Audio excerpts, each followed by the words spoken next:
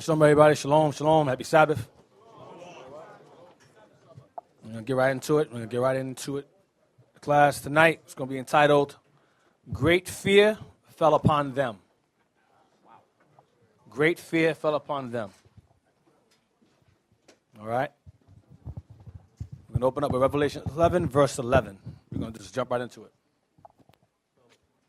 Great fear fell upon them. That's today's topic, because it's falling upon them, and we're seeing it. And it needs to be addressed. The book of Revelation, chapter 11, verse 11. And after 3 days and a half, the Spirit of life from God entered into them, and they stood upon their feet, and great fear fell upon them which saw them. Read again. And after 3 days and a half. Stop. Now, when our people arrived here, we arrived here around 1619. Now, 3 days and a half is going to get to 350 years. So when you count, when you go do the math, it lands you into 1960s, 70s. That's where it lands, 1970s. And that's when our people start to seek identity. They start to seek nationality. And that's when the heathens begin to rise up against us even harder, or in a more cunning and in a more cunning way. That goes into the time of the Black Panthers. That goes into SNCC. That goes into the Young Lords, Brown Berets, the Chicano movement. You had AIM. All these different movements start to rise up because our people start to seek identity, and they all realize they all had a common enemy. But the Black Panthers were the ones that started it off, that popped it off. Of course, the Nation of Islam, of course, Martin Luther King, you involve all of them. So around that time was when people start to rise up and seek identity. Around the 1960s was a major time in Black history in this side of the world. All right, read again.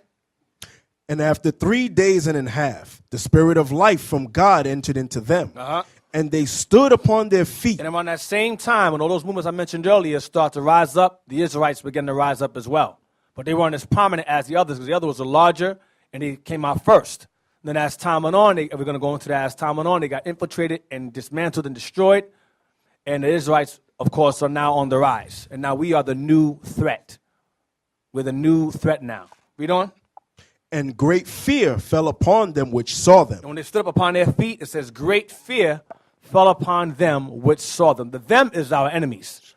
The them is the other nations. And our people who love the other nations. Them also. The 2/3. Great fear fell upon them which saw them. All right? Give me Ezekiel 37. This is where John is getting it from. What John was shown is what Ezekiel was shown hundreds of years prior. Ezekiel 37. Everything's all right over there? Everything's all right over there online? Ezekiel 37, I want verse 10. The book of Ezekiel, chapter 37 and verse 10. So I prophesied as he commanded me, and the breath came into them. And the breath came into them. The breath, keep that word in mind. The breath came into them. Go ahead. And they lived. And they lived. They revived because they were once dead. They lived. Go ahead. And stood upon their feet, and exceeding great army. A what? An exceeding great army. No, stood up. Read that part. And stood up upon their feet. That's Revelation 11, verse 11. Stood up upon their feet. Go ahead. An exceeding great army. And once that happened, great fear fell upon them which saw them. John fills in the gap. He completes the statement. When he rose up as an exceeding great army, great fear fell upon the nations that saw us. Read on. Verse 11. Then he said unto me, Son of man, these bones are the whole house of Israel. So the whole house of all nations. The whole house of Israel. So the whole house of Israel is that great exceeding army that stood up upon their feet that the breath entered into. All right? Now we're going to find out what that breath is as you read further on. Go ahead. Behold, they say, our bones are dried, and our hope is lost. That's what people were saying among themselves. Our bones are dry, and our what? Our hope is lost. We have no hope in this land. Go ahead. We are cut off for our parts. Go ahead. Therefore prophesy and say unto them, Thus saith the Lord God, Behold, O my people, I will open your graves. O my people, the whole house of Israel is God's people. O my people, what? O my people, I will open your graves. I will open up your graves, because our people are spiritually dead. Which goes into Revelation 11 again, but we'll get to that later on tonight. But I will open your graves. Go ahead. and cause you to come up out of your graves, Out of your dead state, your spiritually dead state. Go ahead. and bring you into the land of Israel. And bring you into your land. Go ahead. And But ye but this is all a process of time. Right now we're living in that time where we are, the breath is entering into us, and we're going to be brought back into our land. Read on. And ye shall know that I am the Lord, when I have opened your graves, O my people, and brought you up out of your graves, Out of your dead state. Go ahead. Out of your death. Go ahead. and shall put my spirit in you, Stop. Go ahead. and ye shall live. So what's the breath in verse 14?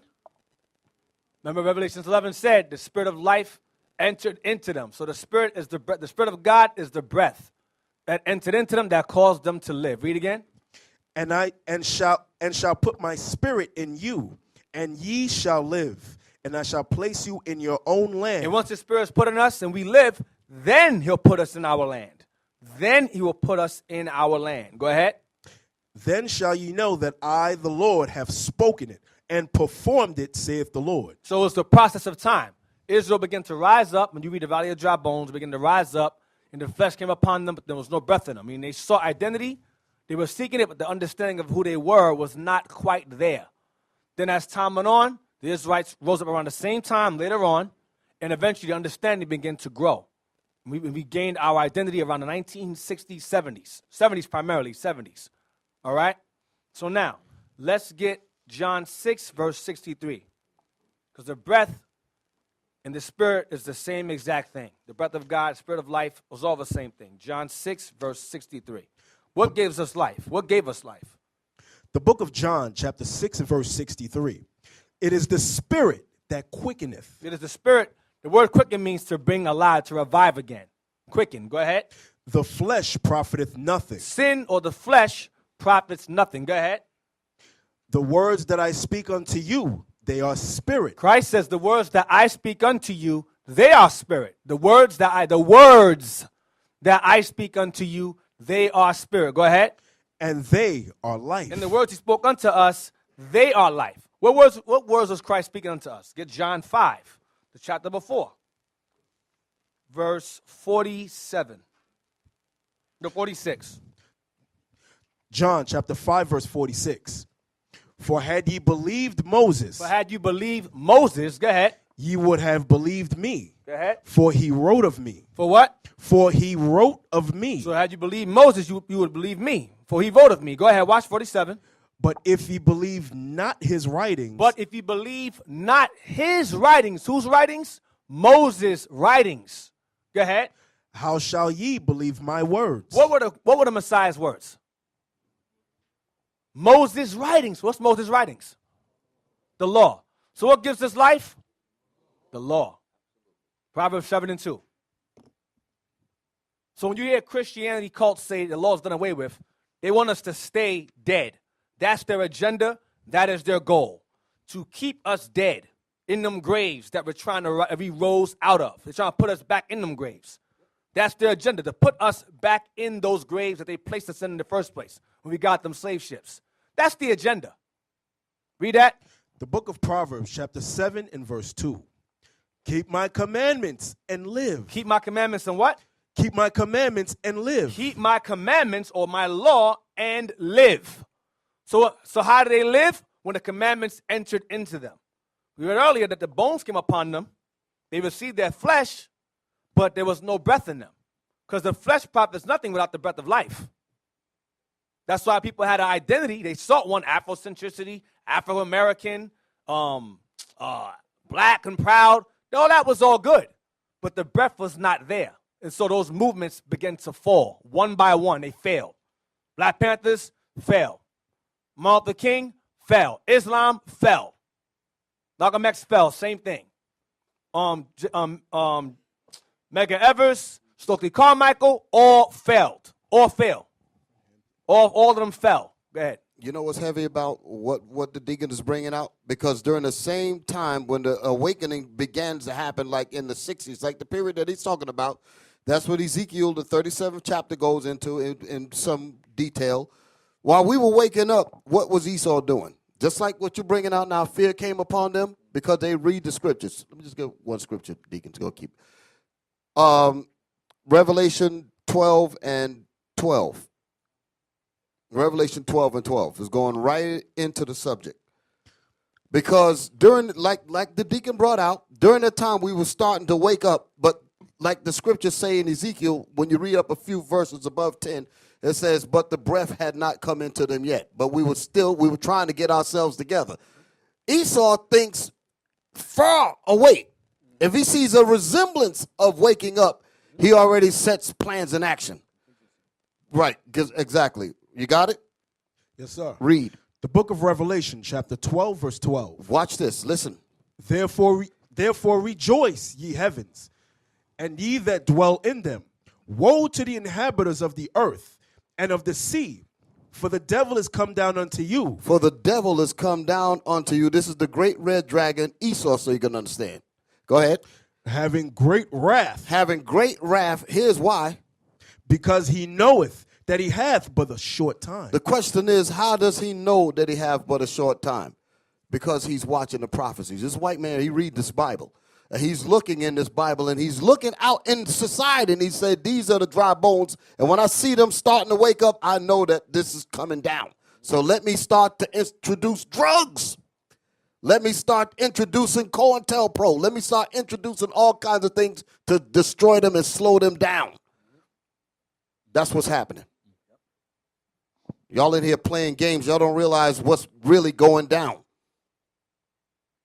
Go ahead, Deacon. Wisdom of Solomon 7, verse 24, my favorite chapter. Wisdom of Solomon 7, verse 24. Regarding the breath of life or the spirit of life that entered into us, that's causing us gradually to live.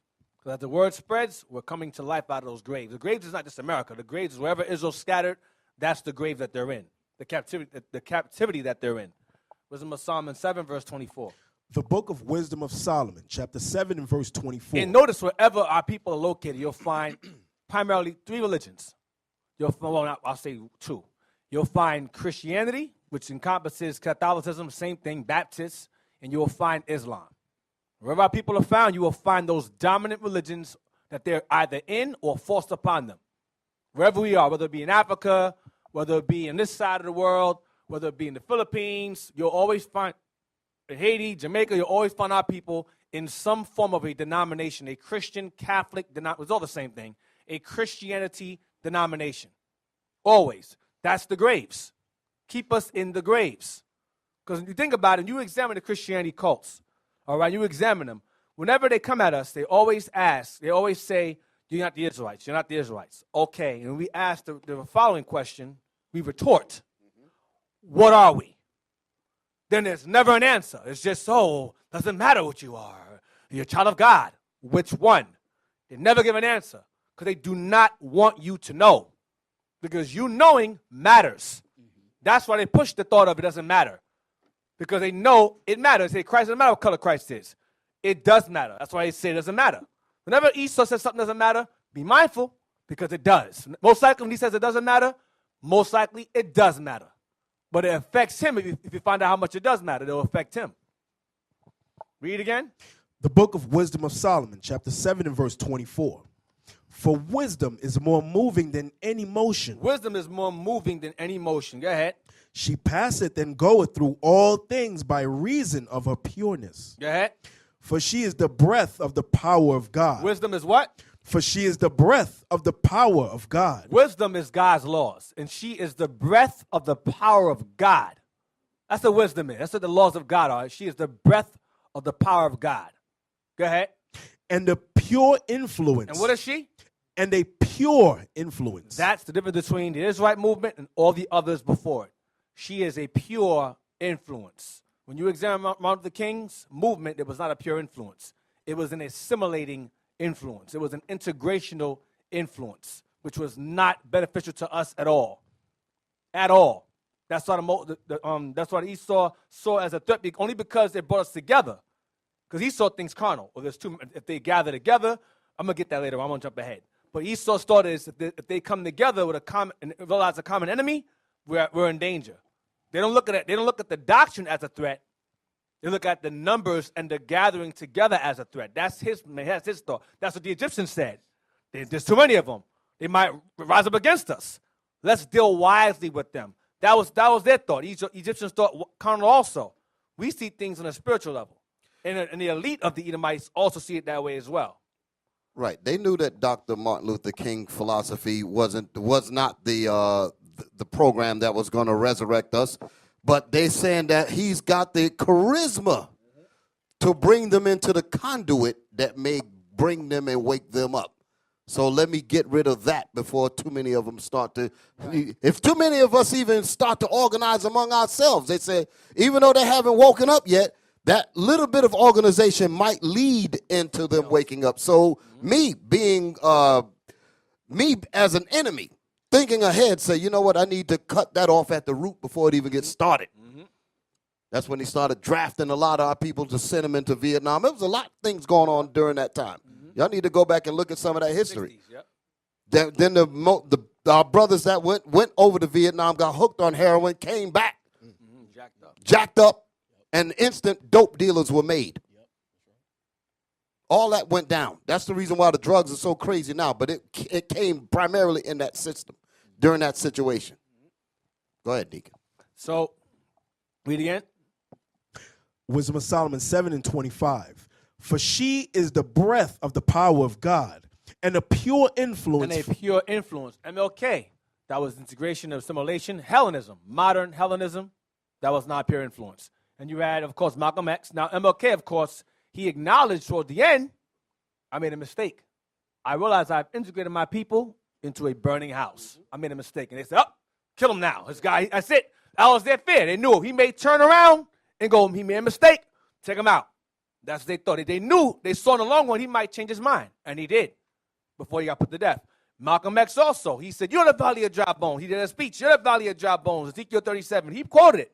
And in his Bible in the Harlem Museum, the Schomburg Museum, he has Psalms 83 highlighted, and it says Negroes under the verse. You got I looked at it myself. They didn't hear you, Deacon. They didn't hear you. In the Schomburg Museum in Harlem, there was a glitch in the they have system. Malcolm X's Bible. His Quran is real small, and his Bible is huge. And he has Psalms 83 highlighted, and he has Negroes written. When it says cut them off being a nation, he has Negroes written under there, right under the verse. So he knew who we were. But Islam was so prominent and large at the time, he said, nah, I'm going to go where there's more of them. It's more appealing. It's more alluring.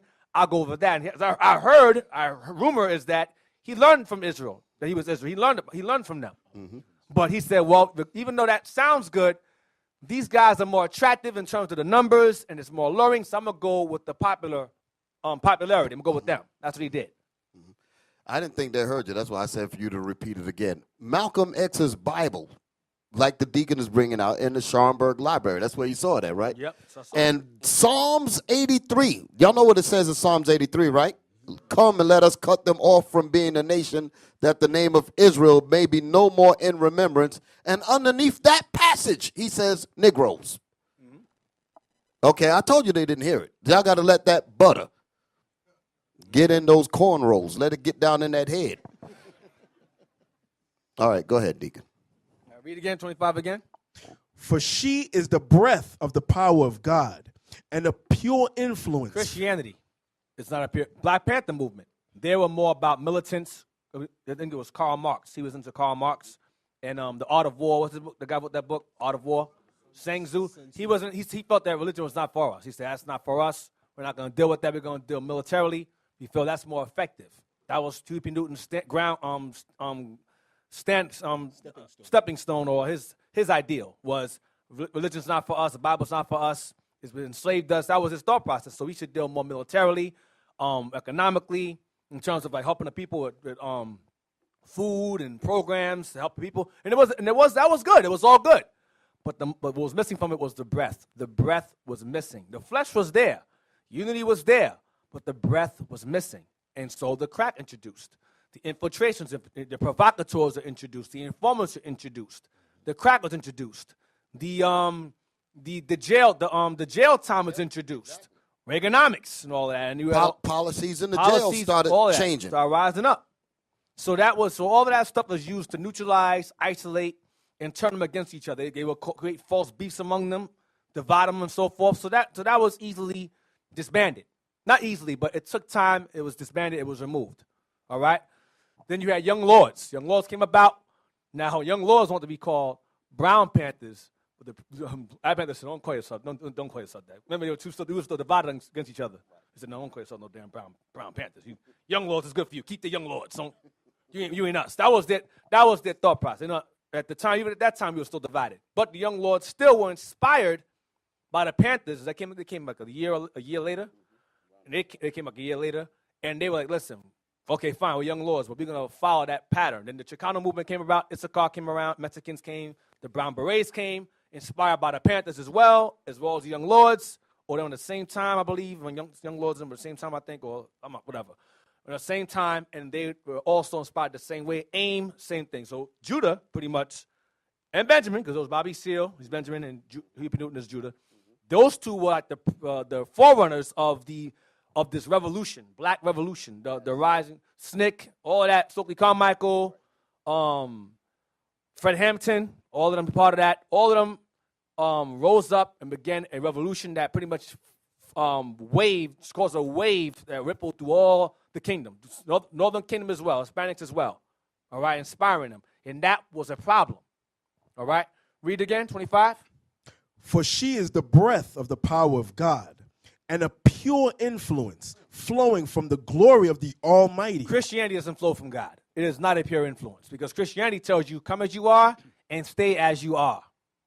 That's not a pure influence. Law's done away with. That's not a pure influence. Read on. When it says pure influence, somebody tell me what that means. Pure influence. Because this is what the apologetics are worried about. They're saying, what is it about Israel that these brothers and sisters are taking on to that Bible and we can't crack them? We can't bring them back. Shalom, leadership, Brother Matthias. It means that they don't have the laws. They don't have the Bible. They don't know the commandments. The pure influence is the laws of God. Right. The pure influence is the laws of God. And it also means that anything else pertaining to the Bible means it's vain. Meaning that the Bible is really about what you just said. When they try to use it in Christianity, it's not pure. When they try to use it in Baptists and these other kinds of things, it's not pure. The only way the Bible functions and it's pure when it's in its rightful hands. That's why I said that before. When it's in its rightful hands, when the correct doctrine is being taught, that's when it's going to have the maximum effect. That's when the Bible's going to come alive. That's when it becomes tangible to our existence. All right, Deacon, that's it. When you mention them, the Christianity cults, when you mention them, they believe it's okay to celebrate New Year's, Christmas, Thanksgiving. I've heard them say it. They advocate, yeah, you could do it. Let no man judge you in meat or in drink or a holy day. I'm like, what? That's not what Paul is talking about, Thanksgiving and Christmas. That's not what he's talking about, but I've heard them say it. Then when you say, according to the Bible, is America doomed? Is America doomed? No, that's your interpretation. America isn't going anywhere. When you think that, it's not a pure influence.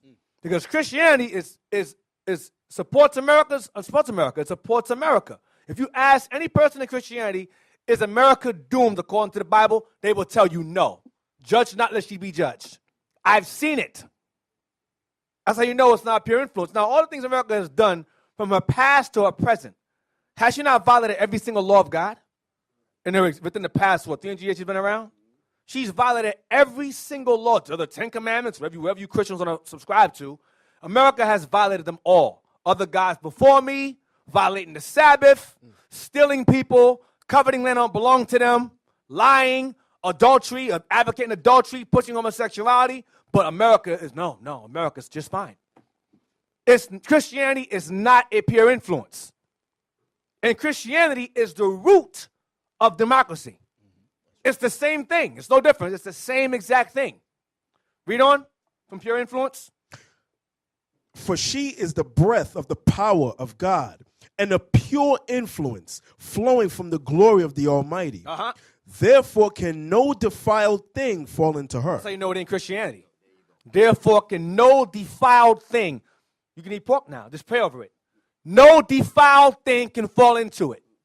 You can celebrate Thanksgiving. No defiled thing can fall into it. Celebrate birthdays. No defiled thing. Wedding rings. No defiled thing. New Year's. No defiled thing. Christmas, Thanksgiving, politics. No defiled thing. Homosexuality. No defiled thing can fall into her. She does not have any part with those things. But Christianity does. Next verse. Verse 26. For she is the brightness of the everlasting light, the unspotted mirror of the power of God, and the image of his goodness. Next verse. And being but one, she can do all things. And remaining in herself, she maketh all things new. What does she do? She maketh all things new. Born again. Quicken. Born again. Go ahead. And in all ages entering into holy souls, she maketh them friends of God and prophets. Go back to verse 24 again. Verse 24. For wisdom is more moving than any motion. So wisdom is a movement in itself that cannot be stopped.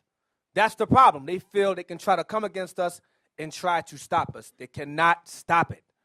It's more moving than any motion. The Panthers was a movement, it fell. Islam, at one point in time, Malcolm was a movement, it fell. Snake fell. Those are all movements. But the scriptures say that wisdom is more moving than any motion. Meaning it cannot be stopped. You can put crack in it, ain't going to work. Homosexuality in there, ain't going to work. It's not going to work. Because no defiled thing can fall into it at all. Right. Jump down to verse 27 again, the bottom of it, maketh all things new. Verse 27. She She maketh all things new, and in all ages entering into holy souls. enters into holy souls. Go ahead. Not wicked souls, unlawful souls, holy souls. Go ahead. She maketh them friends of God and prophets. That's what wisdom does. Wisdom is God's law. She makes wisdom, the laws of God make you friends of God and prophets. Not no laws of God make you laws of prophets. You can't be a prophet of God without God's laws. That don't make no sense. Exodus 6:26. An exceeding great army. Because oftentimes you hear Christians say things like, oh, you guys are captains and officers. That's done away with. You guys, that's the Old Testament. You guys can't be Christian, or can't be captains and soldiers and officers now. You're not no war. Watch this. Exodus 6, verse 23. 26. The book of Exodus, chapter 6, verse 26. These are that Aaron and Moses, to whom the Lord said, bring out the children of Israel from the land of Egypt according to their armies. According to their what? According to their armies. Israel is God's army. We are literally God's military. He has military in heaven, and he has military on earth. We are the sons of God on earth. He has sons of God in heaven too. But we're sons of God on earth. We're God's military on earth. That's why it says, as it is in heaven, let it be on earth. It's the same thing. Get 7, verse 4. Same book. Exodus chapter 7 and verse 4. But Pharaoh shall not hearken unto you, that I may lay my hand upon Egypt and bring forth mine armies. And bring forth his what? And bring forth mine armies. So if you didn't get the first time, you got it now. Bring forth mine armies. Israel is God's army. We are God's military. That's why great fear falls upon the nations that see us. They know who we are. They know what we represent. We are God's military. That rises up. We finished. We got to stop them now. Go ahead. And my people, the children of Israel, Which are his armies. Go ahead. out of the land of Egypt by great judgment. And it will happen again in this place. Give me Nehemiah 2 and 10.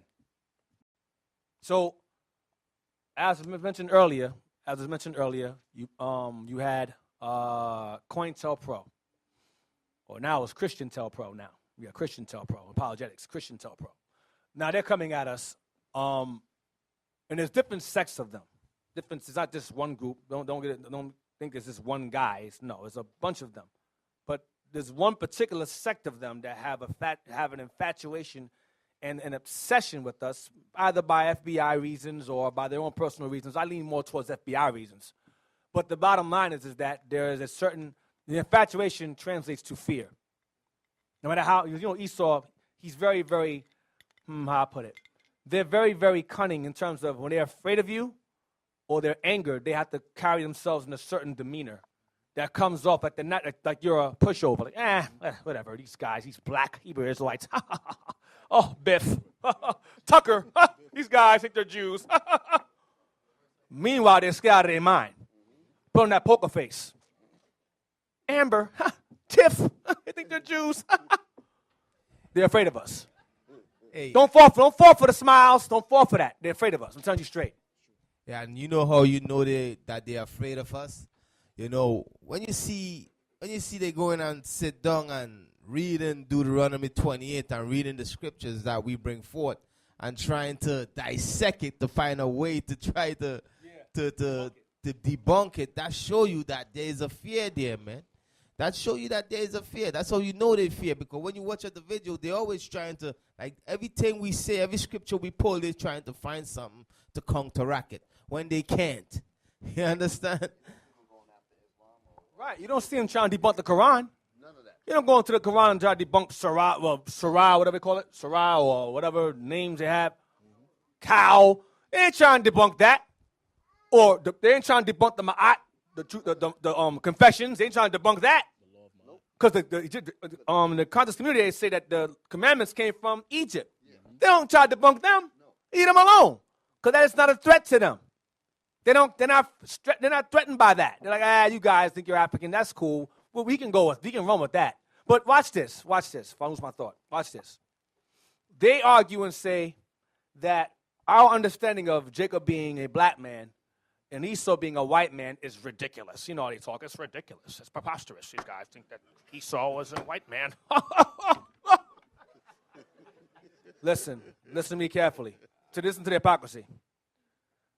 They'll say that Esau and Jacob were not black, well, not white and black, whatever, right? Esau and Jacob were not white and black, right? But then when you examine Ham, let's examine Ham for a second. They'll say that we're Hamites, right? Which Hamites are we? You're Cush. Okay, we're Cush. Okay, cool. So Cush had 3 other brothers, right? Ham had 4 sons. He had Cush, Mizraim, Put, and Canaan, right? So if Cush is the father of Ethiopians, which means burnt-faced, right? That burnt-faced brother had 3 other men that were his siblings from the same parents. And yet somehow Mizraim is white. So it means that Ham is a progenitor of a white race and black race, kind of how we say that Isaac is a progenitor of a white and black race. But we're preposterous. It's not making any sense. I'm confused. Do y'all follow what I just said? You hear the hypocrisy in that. The Egyptians, Ham was the progenitor of all the people of African continent. All of them. Ham is a progenitor of Canaan, Put, Cush, and Mizraim. Egyptians, Libyans, Canaanites, and South Africans, right? But somehow, out of 4 of those black children, one's white. Explain this to me. I need to understand. Esau and Jacob is ridiculous. Preposterous. But Mizraim and Cush, white and black. I don't get it. Because they know that if Mizraim is black, and Moses looked like Mizraim, there you go. And Paul looked like Mizraim, and Joseph passed him Mizraim, the Jews is black. Boom. So we got to debunk that. We got to find a way around it. No, white man, it's too late now. Stop. The train's already moving now. You're trying to catch it while it's at the stop. We're done. We're gone. Deacon, We're moving. Stop. it got so bad with them. Not only did they show you during the time of Cecil B. DeMille's 10 Commandments, that movie that comes out every year around Passover time, where they have Woody Stroll, the black actor, playing as the king of the Ethiopians, coming to the Egyptians, played by Yul Brynner, played by white folks. And both of those are blood brothers. They're supposed, just like the point you're bringing out. But they got the Egyptians played as white people, and they got the Ethiopians, because they can't lie about them. Everybody knows the Ethiopians can't lie about them, so they got him as black. But let me show you how deep they go, how deep their psychotic minds go. Even with the recent movie like The Bible, that's the more recent one that came out a few years ago. They had Samson played as a black man. Samson as a black man in the movie. And the Israelites are white people. They got so-called, they got this white man playing Jesus, the white man playing Mary and all of this, but Samson is a black man in the movie. Because that's supposed to represent him messing up with God. That's the reason why they did that. That was some warfare that they were, right, subliminal warfare on that. But if they have Samson as black, that means the whole nation of Israel was black. Right. And that's in the movie. Go ahead, Deacon. That's it. You got to use that. You got to ask him that. So how is the Egyptians white and his brother is black? Is that the same argument we use? Now, we know historically that Esau is a white man. He says it in his own books. I brought it out in the video. The elder brought it out. That's a dead issue to me. Now, you can argue if you want to. Regardless of who Esau is, he's condemned. So even if you say he's not the white man, we can go with that lie. I love that. That's fun to me. Esau not the white man? No problem. He exists, right? Because you got the proof he doesn't exist. He does exist. All nations exist. So therefore, regardless of whoever he is on this earth, whether he's excluding white people, there's a nation on the earth that's condemned, which means all nations cannot be saved. So you're still destroyed. You can't stop us. Stop it. Stop. That's why you always just go to Romans 9:13 for everything. And Obadiah. Romans 9 and Obadiah, and that's the end of Stay it. there. Don't go nowhere else. Nehemiah 2 and 10. The book of Nehemiah, chapter 2 and verse 10. When Sanballat the Horonite and Tobiah the servant, the Ammonite, heard of it, it grieved them exceedingly that there was come a man to seek the welfare of the children of Israel. Point up, bro.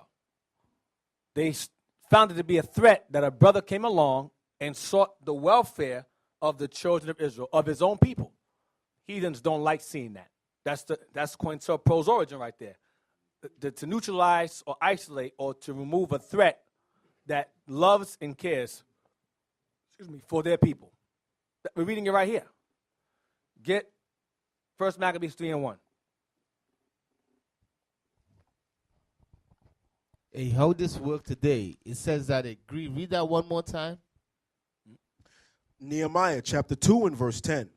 When Sanballat the Horonite and Tobiah the servant, the Ammonite, heard of it, it grieved them exceedingly that there was come a man to seek the welfare of the children of Israel. So how does it grieve the nations today how does this scripture apply today? Today when they see us rising up and we on the street teaching this gospel, that's what grieving them. You understand? Because we out there, why are we out there? We out there to wake our people up. We are there to deal with our people. So when they see us seeking their fear of our people, their fear of the children of Israel, we are there teaching our people that, listen, you all are the Israelites. And when they see what they see in Israel waking up throughout the four corners of the earth, you understand? They see in schools setting up in different countries. You understand? They see that there are men that seeking the affair of the children of Israel. You understand? And that man is us. You understand? That man, those men is you, brothers. You understand? That's throughout the Americas. That's in England, Netherlands, in London, in the Caribbean islands. That's out there teaching, waking Israel up. You all are the ones that why these men is getting mad. Why these heathens is getting mad. All right? Just 1 Maccabees 3 verse 1. The book of 1 Maccabees, chapter 3 and verse 1. Then his son Judas, called Maccabeus, rose up in his stead. Mattathias instead. Go ahead. And all his brethren helped him. And so did all they that held with his father. And they fought with cheerfulness the battle of Israel. Go ahead. So he gat his people great honor and put on a breastplate as a giant and girt his warlike harness about him. And he made battles, protecting the host with his sword. In his acts he was like a lion, and like a lion's whelp roaring for his prey. In his acts he was like a lion's whelp roaring for his prey. I mean, he was a young, fierce, powerful lion in his time. Go ahead. For he pursued the wicked and sought them out, and burnt up those that vexed his people. Wherefore the wicked shrunk for fear of him. Great fear fell upon them which saw him. Because this guy rose up for the welfare of his people as well. Mattathias, his father, and himself rose up for the welfare of their people. Read that part again. Wherefore the wicked shrunk for fear of him, and all the workers of iniquity were troubled. Our own people. Go ahead. Because salvation prospered in his hand. Because he was a savior. Mattathias' line, they were a line of saviors. Simon, those 5 sons were saviors. All right? So now, get verse 43. 1 Maccabees chapter 3 and verse 43. They said one to another, let us restore the decayed estate of our people. Seek the welfare. Let's seek the welfare of our people. Same thing. Let us restore the decayed estate of our people. Go ahead. And let us fight for our people and the sanctuary. That's what we're doing. Fighting for our people and our kingdom. That's what Israel was doing. Jump to chapter 5, verse 16. First Maccabees chapter 5 and verse 16. Now when Judas and the people heard these words, there assembled a great congregation together. Watch this. Go ahead. To consult what they should do for their brethren that were in trouble and assaulted of them. For example, Camilla, Georgia. That's a prime example of Israel coming together, seeing the evil going on over there, and us going over there and visiting it. And speaking to our people and letting them know what the solutions are according to the Bible. That struck a nerve. And even my pastor reached out to the elder and said, no, listen to them, they're a cult. Meanwhile, niggas can't be around us. You can't be in the same grave as us. We'll blow the grave up if you don't get them out of there. But we're a cult. We're the crazy ones, but you mistreating our people over there. Get them high, let your bills over there. They can barely afford to survive over there. We'll let your bill alone. And y'all living comfortable, but our people are split, separated from you. You mistreating them over there, but we're the cult? Really? You setting up councilmen up there without any consult of with the blacks in the council, disregarding them, putting your friends up in positions of power right before our eyes in the council. And we're powerless to that, powerless. But we're the cult, really? That's all fear. It is fear. Read again. Verse 16. 16. Now when Judas and the people heard these words, there assembled a great congregation together to consult what they should do for their brethren that were in trouble. Our people over there are in trouble. Go ahead. And assaulted of them. And are assaulted of them. Go ahead. Then said Judas unto Simon his brother, choose thee out men, and go and deliver thy brethren that are in Galilee. You take some men, Simon, go to Galilee. Go ahead. For I and Jonathan, my brother, and our brother Jonathan, go ahead. Will go into the country of Gilead. Gilead. We'll go this way. You go that way, we go that way to go and help our people in these areas. Go ahead. So he left Joseph, the son of Zacharias, and Azarias, captains of the people. So they had men under them that took care of business while they were away. Of course, these guys were rebellious, but nonetheless, these men were set up under these leaders to go and had a certain job.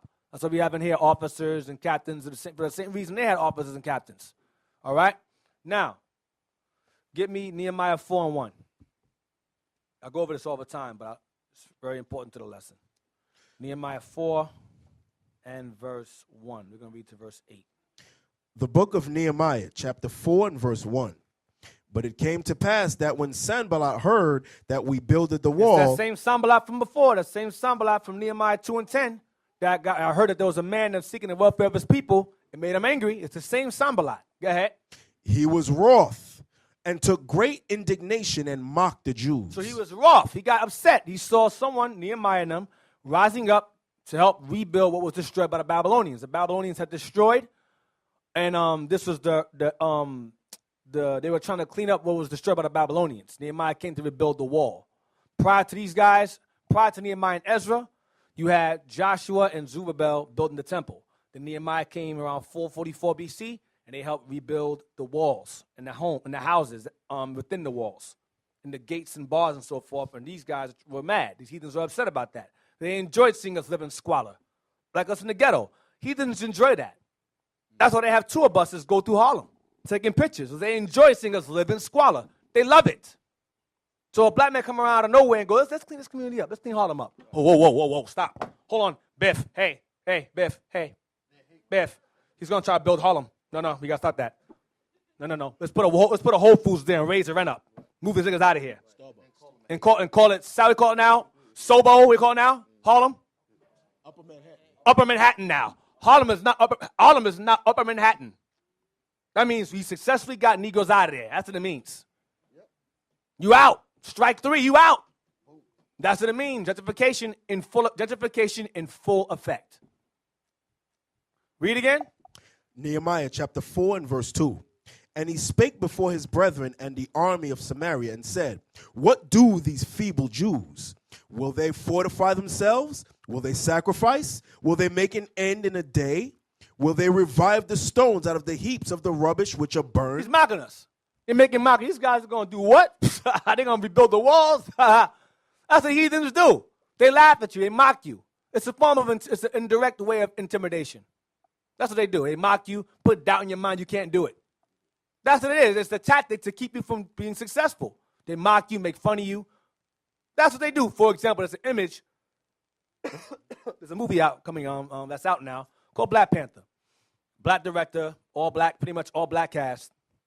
And they have a picture of Black Panther like this. It's like this claws. They took a watermelon and put it in his hand and said, nigga man. Mockery. Mockery. It's comical, but Esau's hilarious. That's what he does. It's mockery because black folks are happy to see a black man, an all black cast in a movie, whatever, even though, of course, Marvel's behind it. So we can't get too happy because Marvel's not a black-owned company. Let's not be sidetracked by that. Some of us, it's the same as Obama. It's the same thing. Oh, wow, black president.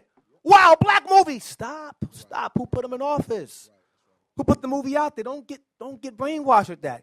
I'm happy. I like Black Panther. I love comic books. I just watch it all the time. I love Black Panther. But let's not lose track behind who's behind Marvel.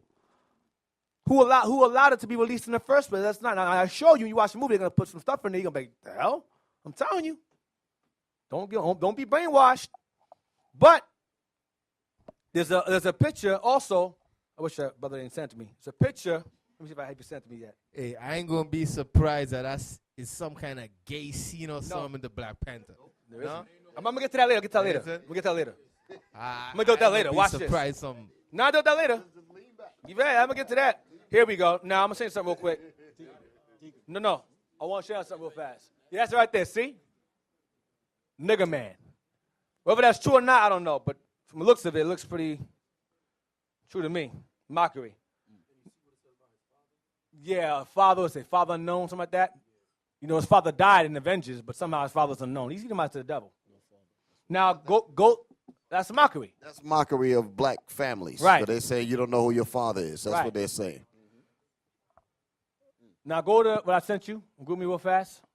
Now don't put it up yet. How many of y'all? Hold on, don't put it up yet. How many of y'all want to see Black Panther? Raise your hand. Be honest. Who's gonna see it? I'm gonna see it. Put your hands down. How many of y'all saw Birth of a Nation? Raise your hand. Wow, all praises. Good. I'm about to tear y'all up, boy. Hey, woo! Hold on. That's a lineup. That's a lineup question. Listen, you gave them credit too early, man. Those of y'all that went to the movies and saw Birth of a Nation, not that live stream it or steal it off of the internet. Who paid to see it in theaters? Raise your hand. Okay, you see the numbers? Yeah, we're down a little bit, yeah. Should be ashamed of yourselves. Put the picture up, the image on Group Me. I posted a picture. Watch this. Now watch this. Now you got all these jakes happy about Black Panther. Woo! Yeah, Black Panther. Woo! Wakanda, not a real place. Yeah! Black heroes. Yeah! T'Chaka. Yeah! Blow it up, please. Now, none of them were raving about that movie there, Birth of a Nation. I went to the theaters, and the seats are not as full. Right. I guarantee you Panther seats was full out the door to see that movie because Negroes love fantasy. Love it. They love fantasy. Oh, wow. Wow, Black Panther. Wow. Look at his suit. It's made of vibranium. Is that real, brother? No, but it's still vibranium. Yeah. Grown 40-year-old men saying that nonsense. Then you have a real black hero who was real, who actually existed, who fought for his people, named Nat Turner, funded, directed, and written by a black man. And the white man goes, he's a rapist. Niggas go, wow, get him, raw. They freaking dogpile him. When it was all a lie, he was not a rapist. It was proven to be a lie. The woman lied. But again, propaganda made it where black folks turn on this brother who enacted a real superhero. And now we're losing our mind because Marvel give us a fake one, a fake black one. We are a spiritually dead and dumb people. I'm going to tell you straight up. Spiritually dead and dumb. Those are the words are synonymous. We are a sottish people. Sottish, that's the word the Bible uses. We are a sottish people. Hey, that wouldn't be an excuse for them not going to see Birth of a Nation, because Christopher Columbus was a known rapist, and our people love to celebrate that. Right, and watch this. White folks are mad about Black Panther, right? But Birth of a Nation funded white supremacy. They're the original Birth of a Nation. That incited the KKK. That incited it. Made it go even larger. No one mentions that. No one argues about that. But Nigger Man. But what about the Klan movie I made, Birth of a Nation, the original one? Because that movie was basically him doing a response against it. That's why he named it Birth of a Nation. Y'all realize that? I know y'all realize that, right? Okay. No, when you watch a Birth of a Nation is about a brother that was fighting against oppression. You understand that was killing a lot of Edomites. You know, so you all see why Esau had to try to shut that down. Yeah, he did. You know, and then he come with this Black Panther, which is a fantasy novel. You know what I mean? As I said, I like watching Black Panther when I was young growing up.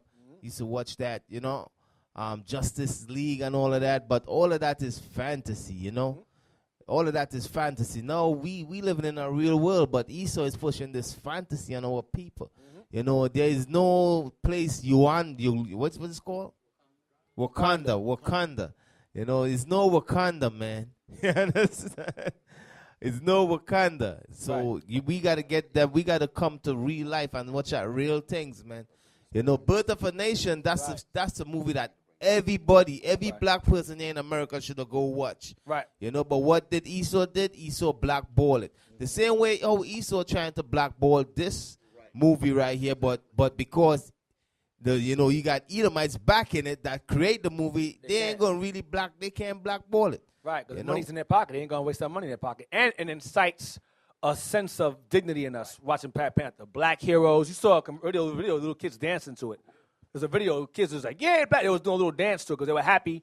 The black kids was happy to see a black superhero on screen. So it incites a sense of a superhero. A black man could be a superhero, fighting for his people. He's a leader. He's smart. He's wealthy. He's not gay. Right. Thank the Lord. That's the point Almighty, that I wanted to bring out.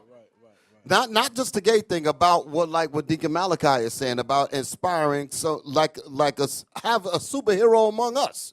Although it's fantasy in terms of real situations like Nat Turner, but it still can have an effect on the children to look up to their own, as opposed to looking up to quote unquote white superheroes. Now some may argue, watch this, I think like a Negro thinks. Some may say, what about Brother of a Nation? He's married to a white woman. That's true. Maybe. Sometimes she looks kind of weird to me. I don't know. I'll leave it alone. But the point is this. Regardless of who he's married to, he still understood. He still stood by the strength of inspiring in us a sense of self-dignity by showing us a true black hero that existed and fought for his people. That was his point. Regardless, now we all know, of course, he's on the world. He hasn't repented yet. But nonetheless, you got black folks that say he married to a white girl, blah, blah, blah, blah, blah. But then they go and see a white-produced movie about black heroes. Right. What's the difference? There is no difference, regardless. And the difference is that Nat Turner was a real person that fought and loved his people. That's the difference. And I guarantee you, I could be wrong, it might be a spoiler, I guarantee you the villain is Nat Turner. I guarantee you. The guy playing the villain is going to be the good guy. It's going to be reverse. It's like Zod and Superman's going to be the same thing. Watch. I guarantee it. Never fails. It's going to be some kind of message in there to love everybody. We're all one, and let's all integrate. Watch. Don't get too excited. I like it because it's entertaining. The graphics, the graphics and the CGI is excellent. But watch the story. Watch. Pay attention. Now, let's get Nehemiah 4, verse 1. You want to say something? Nehemiah 4, we were at. We're at verse somebody had their hand up, 3. right? I'm sorry. Yeah.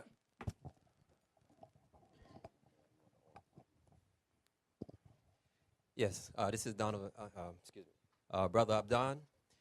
There's been blogs written about the Black Panther sequel that's coming out in 2019. And one of the rumors and some of the stuff that I've read personally is the story in regards to the sequel, which won't be, Black Panther won't be in there, but the women who are the bodyguards of the Black Panther, they will be the main characters. Right. And one of the sidebar of the story in regards to that is that the women will be all lesbians, basically. Right. Right. So Don't be surprised. Don't be right. surprised. So there's blogs going on. If you read the entertainment magazine and stuff like that, they had stories on that. Right. But now you don't see it no more. But earlier, before the movie was released, what was it, 2017, you had stories about that story and who was commissioned to write that script, which is a lady who's wrote these little pamphlets about the, little girls who, Right. I forgot these stories that they, Right. Little stories. Right. yeah. So it's a white lesbian woman who is basically commissioned to Oh, I write see. the sequel to that Won't be film. surprised. Right. It's like with Blade. When Matrix came out, that was great. A sister wrote that. Of course, they hid that away. But Chelsea Brothers stole that screenplay. Stole it from her. Her name was what's her name? Her name was, forgot her name. Her name escapes me. But she wrote Matrix, whatever. Sophia Stewart. Thank you. Then the Wachowski brothers stole the screenplay and made it their own. Then they made part 2 and 3 to cover themselves and ruined it. Then while 2 and 3 was bombing, they came out with Blade, a black superhero Marvel again. And 1 is good and 2 was better than 1. And then 3 came out, what they do? Put the white guy in the front, white woman in front, Nightwalkers. They had Jessica Biel, and they have Ryan Reynolds, Deadpool in there. He's the main character. And Blade's all getting beat up by some, it was horrible. It was horrible. But that's what they do. And they see the black superhero getting too much shine, okay, push this black behind the back, put the white folks in front, put the gays in the front. That's what they do. This is what they do. Read on, Nehemiah 4. Let's continue. Verse 3. The book of Nehemiah, chapter 4 and verse 3. Now Tobiah the Ammonite was by him, and he said, even that which they build, if a fox go up, he shall even break down their stone wall. Hear, O our God, for we are despised, and turn their reproach upon their own head. Go ahead. And give them for a prey in the land of captivity. And cover not their iniquity, and let not their sin be blotted out from before thee. The evil speech against us and against you. Go ahead. For they have provoked thee to anger before the builders. Go ahead. So built we the wall, and all the wall was joined together. So all that mocking and all that distractions they was trying to do, it was a fail. It was a failure. So he says, so we built the wall, and all the wall was joined together. Go ahead. Unto the half thereof. Unto the half that was still standing. Go ahead. For the people had a mind to work. The people had a mind to work. The people had a mind to work together to build. This is the true reconstruction era of our people. We had a mind to work and to build and help our nation. Go ahead. But it came to pass that when Sanballat and Tobiah and the Arabians. Go ahead. And the Ammonites. Japanese. And the Ashdodites. Africans. Heard that the walls of Jerusalem were made up, and that breaches began to be stopped, then they were very wroth. It pissed them off. This pissed them off greatly, seeing us, all the mockery and all the distractions they were trying to cause. It did nothing. It was a fail. It was a complete failure. Go ahead. Verse 8. And conspired all of them together. What they do? And conspired all of them together. And it conspired all of them together. Go ahead. To come and to fight against Jerusalem and to hinder it. And to hinder them from building the land, or us now building our nation. They're trying to hinder that. With all their little meetings, we'll get to that later, all that little nonsense going on. That's the agenda, to stop Israel from being built up. Get Nehemiah 6 and 10. Nehemiah chapter 6 and verse 10. Afterward I came unto the house of Shemaiah, the son of Deliah, the son of Mahatabeel, who was shut up. And he said, let us meet together in the house of God. The temple, go ahead. Within the temple, and let us shut the doors of the temple, for they will come to slay thee. Yea, in the night will they come to slay thee. Why don't you hide here? People are trying to kill you. Hide here, or you'll be safe. Go ahead. And I said, should such a man as I flee? Should I, as a leader, have fear and run when someone's trying to kill me? No. Go ahead. And who is there that, being as I am, would go into the temple to save his life? I will not go in. I'm not going nowhere. I'm not hiding anywhere. I'm not going nowhere. Go ahead. And lo, I perceived that God had not sent him, Based upon that advice he gave me, God is not done with this guy. Go ahead. but that he pronounced his prophecy against me. For Tobiah and Sanballat had hired him. See that? For Tobiah and Sanballat, the same guys that were mocking us, the same guys that got mad when Nehemiah showed up for the welfare of his people, they hired our people against us. This will be what you know as informants or provocateurs. That's them. The ones that infiltrate, come into the amongst you and get paid off to cause all kind of issues and rifts between Israelite groups and so forth. That's the agenda. That's what they do. Go ahead. Verse 13. Therefore was he hired, He was paid off. that I should be afraid, That I should show myself fearful before everybody. Go ahead. and do so, and sin, And be seen as a weak man before all. Because fear is sin. Go ahead. and that they might have a matter for an evil report, that they might reproach me. So people will look at me and say, damn, this guy he's a leader. He hiding in the temple. What kind of leader is that? Exactly. Basically tried to defame Nehemiah's character. That's what he was trying to do. He was trying to defame Nehemiah's character by convincing him or manipulating him into hiding when there was no danger at all. That was the agenda. Go ahead. Verse 14. My God, think thou upon Tobiah and Sanballat according to their works, and on the prophetess Noadiah, Go to sister. Sister was also paid off. Go ahead. and the rest of the prophets And all the other sellouts. Go ahead. that would have put me in fear. Go ahead. So the wall was finished in the 25th day of the month Elul, in 52 days. Watch verse 16. And it came to pass that when all our enemies heard thereof, and all the heathen that were about us saw these things, they were much cast down in their own eyes. They were what? They were much cast down in their own eyes. Because they could not stop it. Go ahead. For they perceived that this work was wrought of our God. The subtle genius. The subtle genius. That's what it's the same thing being said. God's done with these Negroes. We got to get rid of them. They're a problem. It's the same thing. They realize God's done with them. We can't stop these guys. They're a problem. We're going to take different or more severe or cunningly severe measures against them. Because these guys, we can't stop them. We can go on the street and corner where they're at with a bullhorn and talk over them while they're talking. That's not going to help. It really isn't going to help. If that's your tactic, it's not going to help. Give me the thumbnail I sent you with Elder.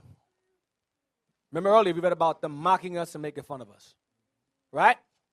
This is a video that was put up by the Christianity cult, called themselves Apologetics.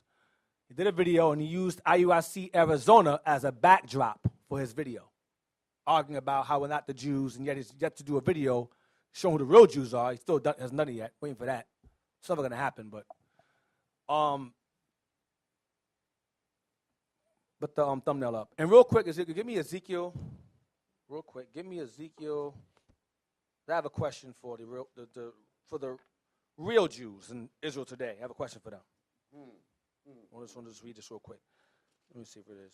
Ezekiel 39. Let me see if this is what I want. Yeah. At the thumbnail, I sent it to you. It's the first thing I sent. It should be way up on the top. There's a picture that says fake. It's a comment. I screenshot the comment board of this video where the heathen apologetic or Christian Tel Pro, him, they decided to do a video, I guess, arguing about the Israelites or the BHIs, as they call us, and use IUIC Arizona's camp as a backdrop. This is the same heathen that decides to peek in our school through the blinds to see how big it is. That's him. It's the same heathen. And I'm not lying. He did that. Now, this is his thumbnail for the video. So it got right now about 30,000 views from that thumbnail alone. 30,000 views from the elder's face alone. Go some more. So someone asked him a question in the comment board. Read the question, please. Why is this guy being used as the image for fake Israelites? Who is he? Aren't there a whole bunch of them? What makes this guy so significant? I'm very interested in who this is and why his face is being used. Let's see what his response is. Go down. The cover image, The thumbnail. he is the leader of the largest and fastest growing One West BHI sect. Plus, he is in charge of the guys behind us. That's the problem. Now, let's take a step back for a moment. Largest and fastest growing, right? Now, right. Let's go back to Exodus. They're multiplying. It's too many of them. Now watch this. Us teaching to keep the commandments, right? What's the danger in that? No, there's none. There's no keeping the commandments. What wrong are we doing to somebody else? Are we hurting someone? Do we teach terrorism? Do we teach to strap a bomb to your chest, blow yourself up to get some virgins? Do we teach the pedophile to little boys? You teach that? Gang violence? Kill white people? Just think about it. Just think. We teach y'all don't eat pork, shrimp, clam, lobster, right? Wear fringes in your clothes. Keep the commandments, right? Keep the feast days. Don't celebrate New Year's, Christmas, Thanksgiving, New Year's, birthdays, right? What's the evil? What is the evil behind it? What's the threat? Think about it. Our actions are non-threatening. I'm speaking as a man, like Paul was saying, carnally speaking. Nothing that we teach y'all in this room to apply to yourselves is a threat to society as a whole. Women can't wear pants no more. What's wrong with that? Men can't be, you can't be homosexual. Don't do homosexuality. What's wrong? Marry your own people. Take care of your kids. Be a mother, be a father, be a husband, be a wife. Be at peace with all men. What are we doing wrong? Why would that be a problem if it's larging and fast growing? If it's growing quickly and largely, why would that be a problem? Isn't that helpful? If we teach all our people as a whole to do that, be self-sufficient, marry your own kind, take care of your wife, take care of your kids, don't celebrate this and that. What's the danger in that? I'm speaking as a man. I know the danger. It's a rhetorical question. I know the danger. But I'm just asking on a carnal level, like in terms of like an actual like violent damage, threat. Is that damage? Is that really violent or damaging? No. So what makes us a problem? Hey. The problem is the actions behind what we teach. Exactly. That if we taught that and Negroes didn't do it, it wouldn't be a problem. Don't eat pork. All right, whatever, Negro. Eat pork anyway. That wouldn't be a problem. The problem is the actions behind what we do, what we teach. When we say get in order, when they see us in order, that's a problem because they're actually practicing what they preach. Christian churches do it. No, don't do it at all. It's done away with. That's what they teach us. So that is the danger. It says they are the leader of the largest and fastest growing one West BHI. Now, there's many so-called BHIs, many of them. Why is our other space being used in the forefront? Because they see us as the biggest threat. Because when the other Israelites can't so organized and uniform, I'm not putting us up on some high pedestal, but Esau sees us as the most organized. He sees us as the most orderly and uniformed, and so that bothers him. Organization bothers him. Organization is threatening. That's why Panthers were attacked. SNCC was attacked. Malcolm was attacked because those were order. All those things, even though it was all off, it wasn't righteousness, it was order behind those things. He had boycotts, rallies. That's organization. That's order. Marches. That's order, organization. Military, black uniforms, black berets, guns. That's order, organization. You understand? That's order. So he puts their arm on up. He puts fake there, right? Fake and has laughing. That's the mockery, right? So I want to see this prophecy here. Because if fake means fake Israel, that's what that means. You're not real Jews. That's what that word fake means, right? So we're not the real Jews. Give me Ezekiel 39, verse 25. So the real Jews are in the land today, right? Obviously, with the fake ones, there must be real ones. Ezekiel 39, verse 25. I'm sidebarring for a moment. Ezekiel 39, verse 25. This is prophetic, by the way. Hasn't happened yet. Go ahead. The book of Ezekiel, chapter 39 and verse 25. Therefore, thus saith the Lord God, now will I bring again the captivity of Jacob, and have mercy upon the whole house of Israel. Upon who? Upon the whole house of Israel. What's the whole house mean? All 12. All, he'll have mercy upon all 12, right? Go ahead. And will be jealous for my holy name. Go ahead.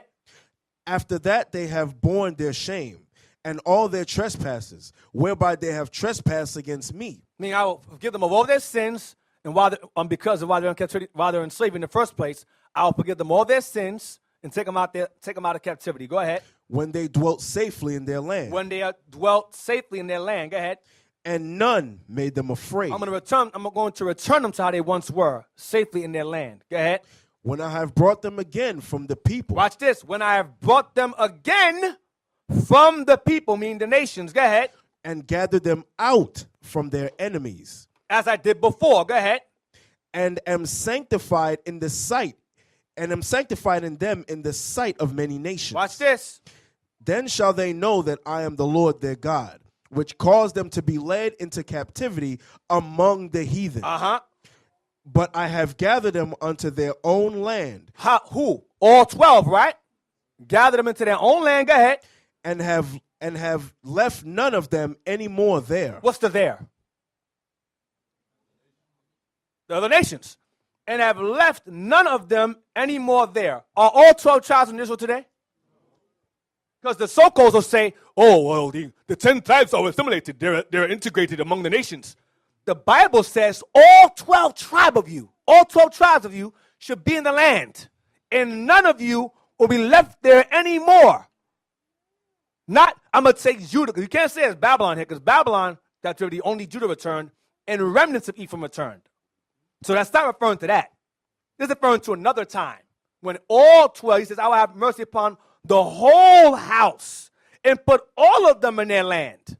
All at one time. Not 2 years down the line. That's not what it says.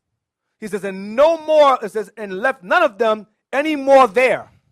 So why are all 12 tribes not in Israel today? Why do you still gather them in the land today? Because you're not them. You're not the people of God. Because God would have put all 12 tribes of y'all in the land in 1948. Only put 3 tribes in there? That don't fit prophecy. Help me understand. We're fake, right? Well, have the real ones explain that chapter and verse. Leave us alone. Yes. Also, Deacon, verse 27, the Most High said that he'll be sanctified in them. Right. And in the land of Israel today, they have what's known as that gay parade in Yep. Tel Aviv. Yep. It's a humongous transgenderism, homo Yep. gay parade That's in the up. land of Israel, going Yep. on right now, this very day. And they like to suck on baby penises. They like to suck on baby penises. Baby's born, they suck the blood off the penis with their mouth to cleanse it. The rabbi does that. Where is that in the Bible? Where did Abraham put his mouth on Isaac? Where is that in the Bible? Abraham giving head to Isaac, really? Hey, that happened. Blow jobs for everybody. Just blow jobs to the babies. These guys is crazy. These heathens is nasty, man. Yo. These heathens are straight vile bastards. You are vile bastards. Hey, a rabbi did that in Brooklyn, right? And the rabbi gave, it was on news and it was in the papers. The rabbi gave the babies herpes. Yeah. You know, because he used exactly what Aitan was just saying. You know, he used his mouth to sterilize the baby, and he had herpes and he gave it to the babies. You know, so But somehow they're sanctified in the sight of many nations. yeah. Okay. Hey, before you move on, right? We are touching early on. You had pull up the comments there. You know that these dudes making, and they put the elder face on their video, and they put up that word fake, right? And they put that label on us that we are the most fastest growing one and so forth. You know, but let me show you all something, man. You know, you brothers that come amongst us, as Deacon Aitan was saying, does we teach terrorism? Does we teach murder? No, we here and we teaching you brothers and sisters to what? To get yourself right, get your life right. You understand? Repent. The kingdom of heaven is at hand. That what we teaching you brothers. A lot of you brothers, when we just met you all was on this level. You understand? And you all changed your life. And we could see the change in you, in a lot of you brothers and sisters. We could literally see the change in you all. You all ain't niggas no more. Some of you all used to be in gangs. Some of you all was on the street. Some of you all was just ain't doing nothing with yourself. And you all come and you all learn this gospel. And you all changing. You understand? And I literally see brothers changing. Change before my eyes. I see some brothers come up in here weak and feeble as hell. And within a couple months or a couple years, they learn the scripture. Brother change. You know, he turned into a superhero. I'm like, damn, this brother, his whole spirit changed. He's different. And these is the things that they seeing why they say, listen, we got to stop these guys right here. Because we literally changing the minds of the people. You understand? Remember, years ago, we said that's what we're going to do. Remember, the bishop did a class. He said, our job as men of the Lord is to change the minds of the people. You understand? Go into the scriptures and change your mind. And that's what's going on. That's why all these people is repenting and following after us. You understand? So, but what you got to ask these guys is, what are they doing for our people? You understand what I'm saying? You know, because you brothers that's amongst us, you'll see what we are doing. What these guys, what these dudes and them, what are they doing? Nothing. They ain't doing nothing for our people. All they want to do is fight against anything that they see is a threat that is trying to rise our people up or teach our people some form of who they are. You understand? So that's why they watch at us as a threat, man. You know, so you all look at that, man, for real. Let me say something real quick. And the change is being made with the sisters as well. Name some of the problems that we have in the community. I'm going to be quick, Deacon. Somebody, just give me a quick list of some of the destructive things that's going on among our people in this country. Stand up and say it. Just reel them off. Shalom, Deacon. Shalom, Lucia. Shalom. Brother Lazarus. You got parents, people, marriage, non-marriage, drugs. Drugs. Let's start with that. Drugs. Drugs. We got gangs. Gangs murdering each other and all of that. Other. Okay. Abortions. Abortions. Yeah, y'all hear this? Yeah. Where is the tenacious dedication for them to fight? If they really, quote unquote, care for black people, how come these bastards, just the way you said it, how come they're not dealing with those issues? And those things are destroying our people wholesale. But you want to know the reason why they're not touching that? Because they love that. They hate the movement, if you will, that's against what they love. That's why they're against this. That's what it is, straight up. Nehemiah 9:27. Nehemiah 9:27.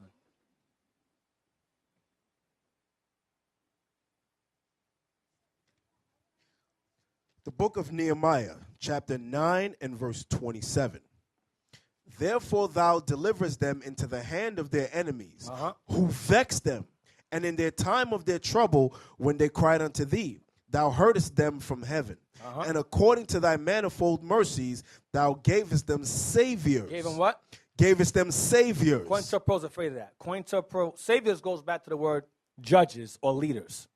That's what a savior is. You men here are grooming yourselves in this truth to become potential saviors or judges of your people, as Solomon was, as David was, as Joshua was, as Caleb was, Mattathias was, Maccabees was. That was your job. That's your goal. And the sisters, their job is to support the saviors. That's your objective. That's your job. That's your mission. And bring forth more saviors. That's your job. That's your objective in time. To produce, mass produce an army. That's your sister's job. To mass produce. I'm not saying that's your only job.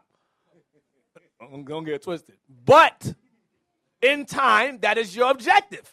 Our sisters love that, by the way. I want to prep myself. Let me fix myself. That is your objective. Because our women, they love that. They would be made fun of and kill themselves if they couldn't do that. Hey, you remember in Egypt, Deacon Iton, that you remember what was Pharaoh, what Pharaoh was doing. Pharaoh said, listen, we got to, remember he was trying to kill all the saviors. Yeah. He said, all the male childs, we going to kill all the male childs. Make sure any male child born, kill them. You understand? Even, that's the same thing they're doing today, but they're doing it through science and surgery. Feminizing him also. Right. Being gay. But the same thing they're doing today, even with when they say, listen, these people is multiplying too much. You know what? Any male child born, we gonna kill them. So the same thing today, man. Right, but ain't sterilization is police brutality, one or the other, or effeminizing them, or rigged juries in jails. Right. Give me 1 Ezra 5 and 72. The book of 1 Ezra, chapter 5 and verse 72. But the heathen of the land, lying heavy upon the inhabitants of Judea and holding them straight, hindered their building. The temple, go ahead. And by their secret plot. By their what? And by their secret plots COINTELPRO, FBI, secret plots, go ahead. and popular persuasions. And popular persuasions. Look that word up, please. Persuasion definition as well. Go ahead. And commotions. Popular persuasions. They're popular persuasions and commotions. Rallies. Go ahead. Marches. Go ahead. They hindered the finishing of the building all the time that King Cyrus lived. So they were hindered from building for the space of 2 years until the reign of Darius. So they hindered the building of the temple with Zerubbabel and Joshua for 2 years because of their secret plots and plans to stop us from building. The first thing I want is urban. Now, we mentioned earlier about a group known as the apologetics. There's a number of them that are coming, a particular group coming against us, right? Now, there has two groups. You have apologetics, then you have another part called urban apologetics. Now, let's go back to the 60s. Back in the 60s, you had white schools and you had colored classrooms. White water fountains, colored water fountains. Black people sit in the back of the bus, white folks sit in the front. Y'all follow what I'm saying? You're listening. Urban, in relating to or characteristic of a city or town. So the first definition for urban is city life. Town, that's what the word means, city or town. So I'm pretty sure most apologetics live in the city, right? Or a city, right? So we have to scratch that because it can't be urban because we have a group called urban apologetics. And it just so happens that the majority of members in this urban apologetics happen to be black folks. Now, we're all one in Jesus, but somehow there's an urban apologetics and an irregular apologetics. Read the next definition of urban, please. Fancy words for, watch, next one. Denoting or relating to popular dance music of black origin. So it says, denoting or relating to popular dance music of black origin. So when it has a black origin, it's urban. You understand? Urban relates to black. That's what it relates to. It can't be referring to dance music. Why are they called urban apologetics? Or white folks will say things like, oh, it's in an urban area. That's referring to black communities. So you have apologetics, and then you have urban apologetics, which means it's segregated. We're BHIs, but you have black apologetics. Yeah, but we're all one in Christ Jesus. Why aren't you all apologetics? What's the urban for? But you have more blacks in that group, so they're the urban group. Why? Aren't you all one in Christ Jesus? So I'm showing you that there's even racism and hypocrisy and segregation in their own nonsense. In their own nonsense. They're the niggas among the... Right, they're the Negroes among the apologetics, right. One more time, I missed something. I missed that one. That's the part I wanted. Right there, it says, denoting popular black culture in general. That's what urban means. So when you have urban apologetics, it's black cultured, that's what it is, black apologetics. So ain't no white segregation. There's white folks in it, but it's majority blacks. Right.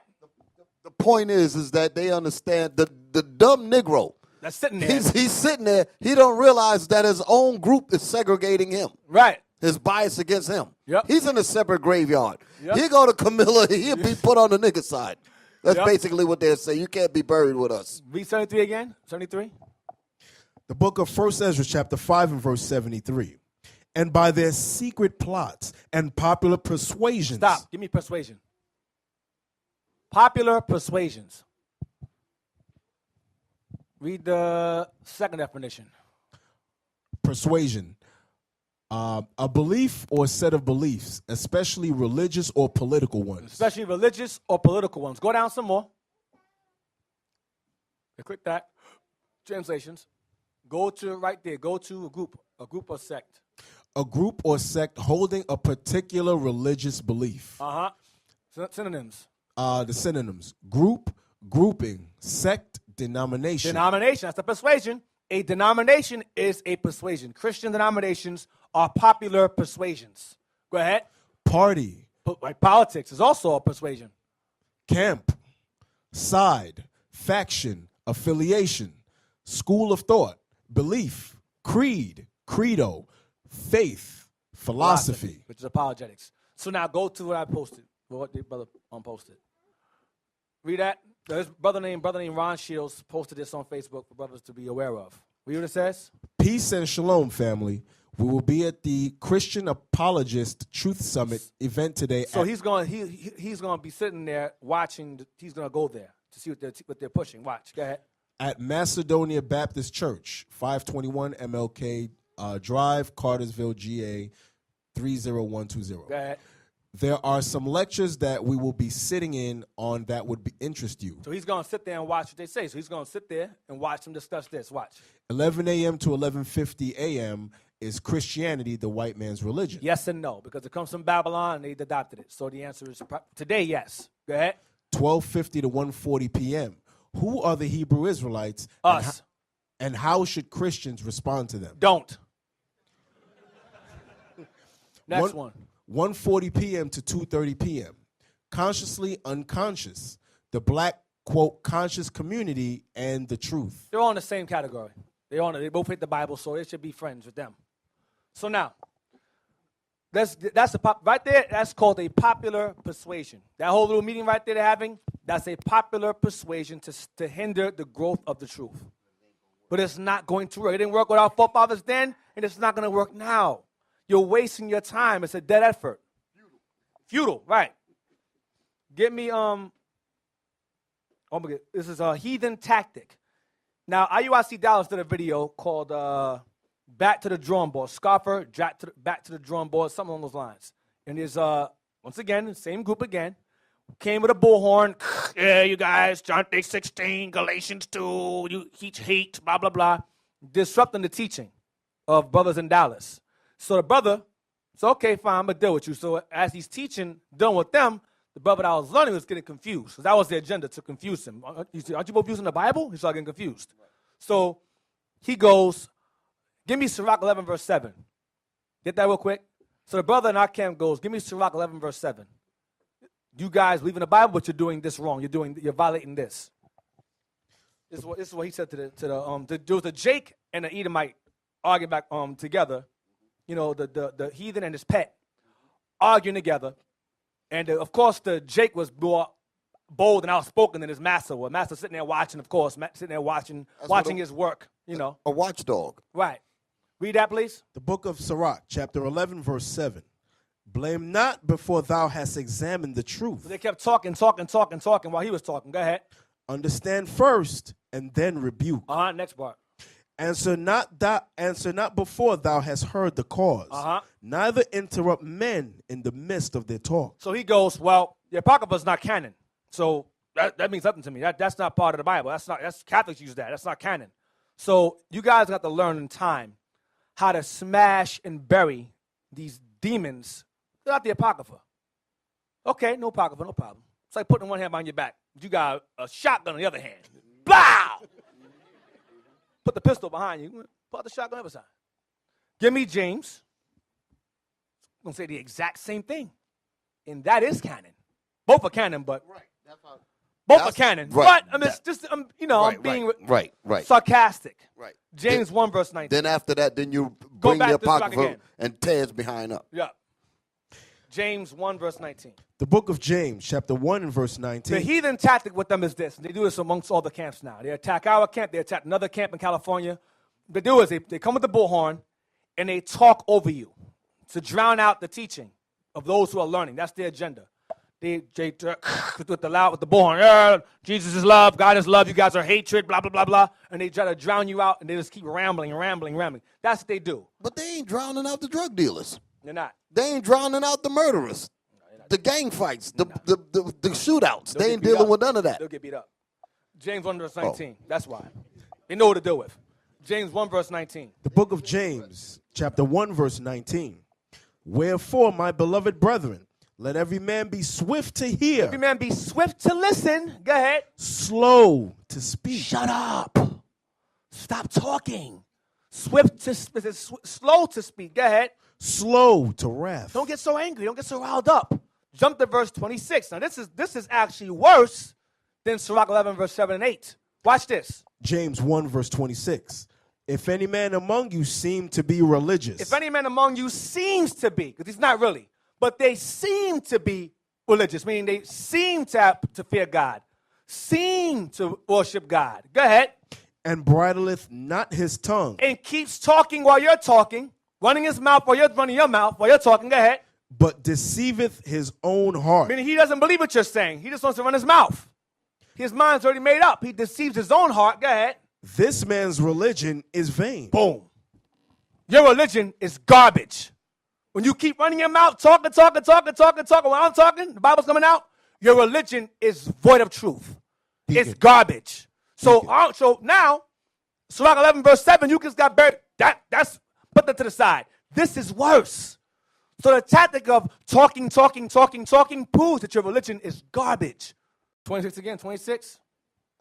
James chapter 1 verse 26. If any man among you seem to be religious, and bridleth not his tongue, but deceiveth his own heart, His mind's made up already. this man's religion is vain. His religion is garbage. Next verse. Pure religion Your religion that's not vain, go ahead. and undefiled before God and the Father is He's this: going to explain a pure religion. Go ahead. to visit the fatherless and widows in their affliction, Go ahead. and to keep himself unspotted from the world. So if you celebrating New Year's, Thanksgiving, Christmas, eating unclean food, you are spotted in the world. The Bible says keep yourself unspotted from the world. So if Christians do what the heathens do, you're not unspotted from the world. Your religion is vain. It's garbage. You ask them, do you celebrate New Year's? They're going to say, yeah. Or they'll lie and say, I don't celebrate New Year's. I spend time with my family around that time. Okay, so you celebrate it then. Because you're in the audience of it. You either do or don't. So Christianity keeps you spotted in the world, not unspotted. So verse 26 buries the whole thing of using the bullhorn and talking and trying to interrupt things. It says their religion is vain. And it says be slow to speak back in verse 19. Meaning listen and be slow to speak. If you're dealing with Esau and you're trying to correct them with the Bible, that's a futile attempt, period. Yeah. There's no need to even trying. Now, Lord, I know they don't like me saying that, but that's what the Bible says. That's in Psalms 58:3. That's where that's written. Could I get that real quick, Deacon? Yeah. Just real quick. Let me just show you this here. You just have to just give them the scripture that cuts them, and that's it. I'm not trying to win them over. I'm not trying to get them to agree with me. They're my enemy when I come to teaching this Bible. I have nothing to say to them but the judgment from the Most High. That's it. The only people that I'm interested in teaching is my people. Read. The book of Psalms, chapter 58 and verse 3. The wicked are estranged from the womb. They're born Satan. Go ahead. They go astray as soon as they be born, speaking lies. You cannot straighten out a snake. When it bites you, its purpose is to kill you. Go ahead. Verse 4. Their poison is like the poison of a serpent. That Christianity garbage, that apologetic foolishness that our people are tied up in, they're going to end up dying because of that. Go ahead. They are like the deaf adder that stoppeth her They're ear. like a deaf adder that stoppeth their ear from hearing the Bible. You could try to convince them, bring them in, if they don't want to hear the correction. You're trying to bring out the correction, the laws of God, the righteousness of God. They are not hearing it. Go ahead. Verse 4. Continue. Their poison is like the poison of a serpent. Read. They are like the deaf adder that stoppeth her ear. Read. Which will not hearken. That's the part I wanted there. Which will not what? Which will not hearken to the voice of charmers. These snakes will not hearken to the voice of charmers. The voice of charmers is talking about the Bible. You cannot charm these snakes. That's what it's saying. You cannot take the laws of God and charm them. That's what you don't understand. You and your Christian stupidity. You're going to end up dying. All right, Deacon, that's it. Because again, when you're dealing with your people and teaching in the audience, Edom will wait until you have an audience, so your people, to try to debunk you and say that's not canon. So you have to use scriptures that your people know. Listen, that this canon. Here's a precept supporting it. You gotta do it because what they'll do is they'll go, well, that's not canon. Then Jake start getting all confused. So you gotta learn how to use verses where if they come with that angle with you, you can use others. You have to have a contingency always. You have to have something behind always to back you up. Y'all understand what I'm saying? Can't just use one. John 10 verse 22.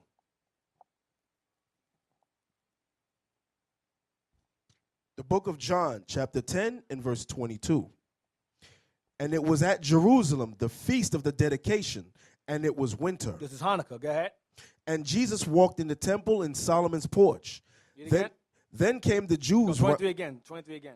And Jesus walked in the temple in Solomon's porch. Solomon's porch, which is before the temple. So now, give me Leviticus 23 and verse 34. Because the argument is that Christ did not keep dedication. He just walked in the temple. I don't know how you get that from.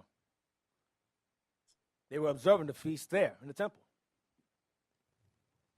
Leviticus 23, verse 34. The book of Leviticus, chapter 23 and verse 34. Speak unto the children of Israel, saying, the 15th day of this seventh month shall be the feast of tabernacles for 7 days unto the Lord. On the first day shall be an holy convocation.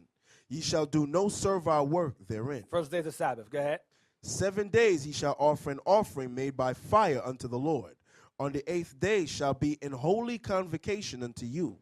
And ye shall offer an offering made by fire unto the Lord. It is a solemn assembly, and ye shall do no servile work therein. So the 7 days, that's it. Yep. So 7 days shall you work, and the 7th day is also a Sabbath. The last day is a Sabbath as well. All right, so now, or the 8th day. So now let's get John 7 now. No, 1 Peter 2, verse 21. 1 Peter 2, 21. So that's in the law, right? Tabernacles? Isn't that in the law? Yes, it is. 1 Peter 2, verse 21. The book of 1 Peter, chapter 2, verse 21. For even hereunto were ye called, because Christ also suffered for us, leaving us an example that ye should follow his steps. Right, do what he did. Go ahead. Who did no sin, Who did not break any laws. Go ahead. neither was guile found in his mouth. And spoke no lies. So he did no sin. He did no sin and spoke no lies. Right?